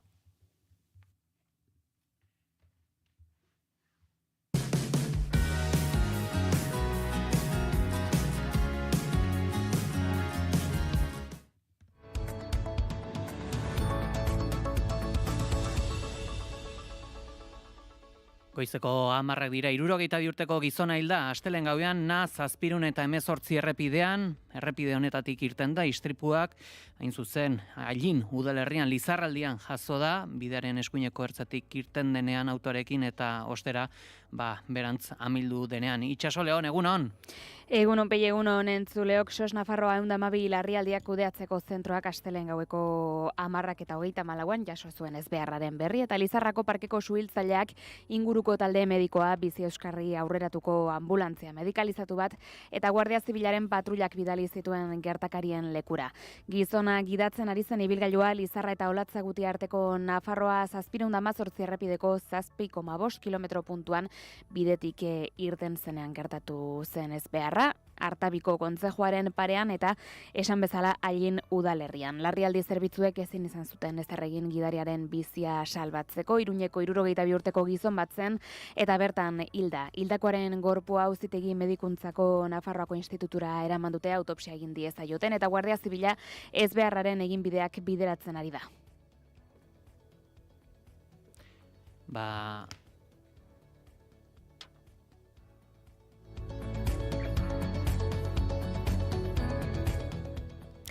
Eta bestalde barkatu aurrera jarraituko dugu, bestalde kontatuko dugu ere Arnaldotegi EH Bilduko koordinatzaile nagusiak heriotza mehatxuak jaso zituela 2025ko abenduan. Hala baieztatu du Alderdi Subiranistak astearte honetan Bozento taldeko egunkarietan zabaldutako informazioan.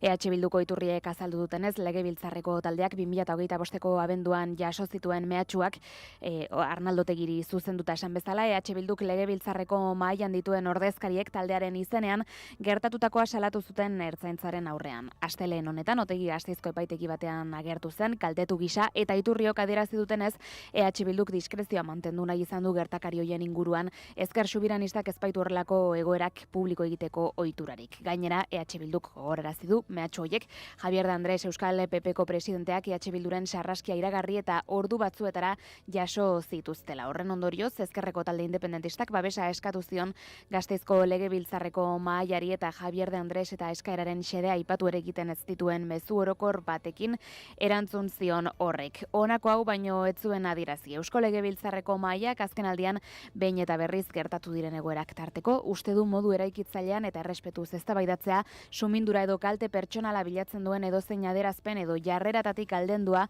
ezinbestekoa dela Legebiltzarreko bizitzaren osotasuna eta herritarrek erakundeengan duten konfiantza babesteko. Eguraldia eta trafikoa naiz irratian. Eta informazio praktikoan errepidetan ez dugu ezer aipatzekorik, bakarrik esan bezala Ailinen gertatutako istripu hori, eta eguraldiari dagokionez astearte honetakoa Iker Ibarluzeak ekarriko digu. Giro kaskarrak jarripena izango du astearte honetan ere. Goizean goizetik zerua estalirik egongo da lurralde osoan eta ipar partean euri giroa nagusituko da.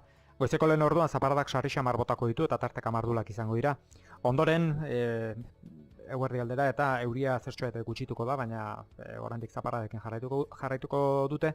Aldiz goizuri aldean euri pixka bat pasako bada ere Araba eta Nafarroa erdialdera oso euri gutxi botako du eta hegoaldean ateri egongo da. Arratsaldean zaparradak bereziki mendikate nagusien inguruan botako ditu, kostaldean eta lurraldearen hego isuri aldean orokorrean mintzat ateruneak helbuzeak izango dira. Hori bai azken orduetan berriro ere ipar isuri osora euria zabalduko da.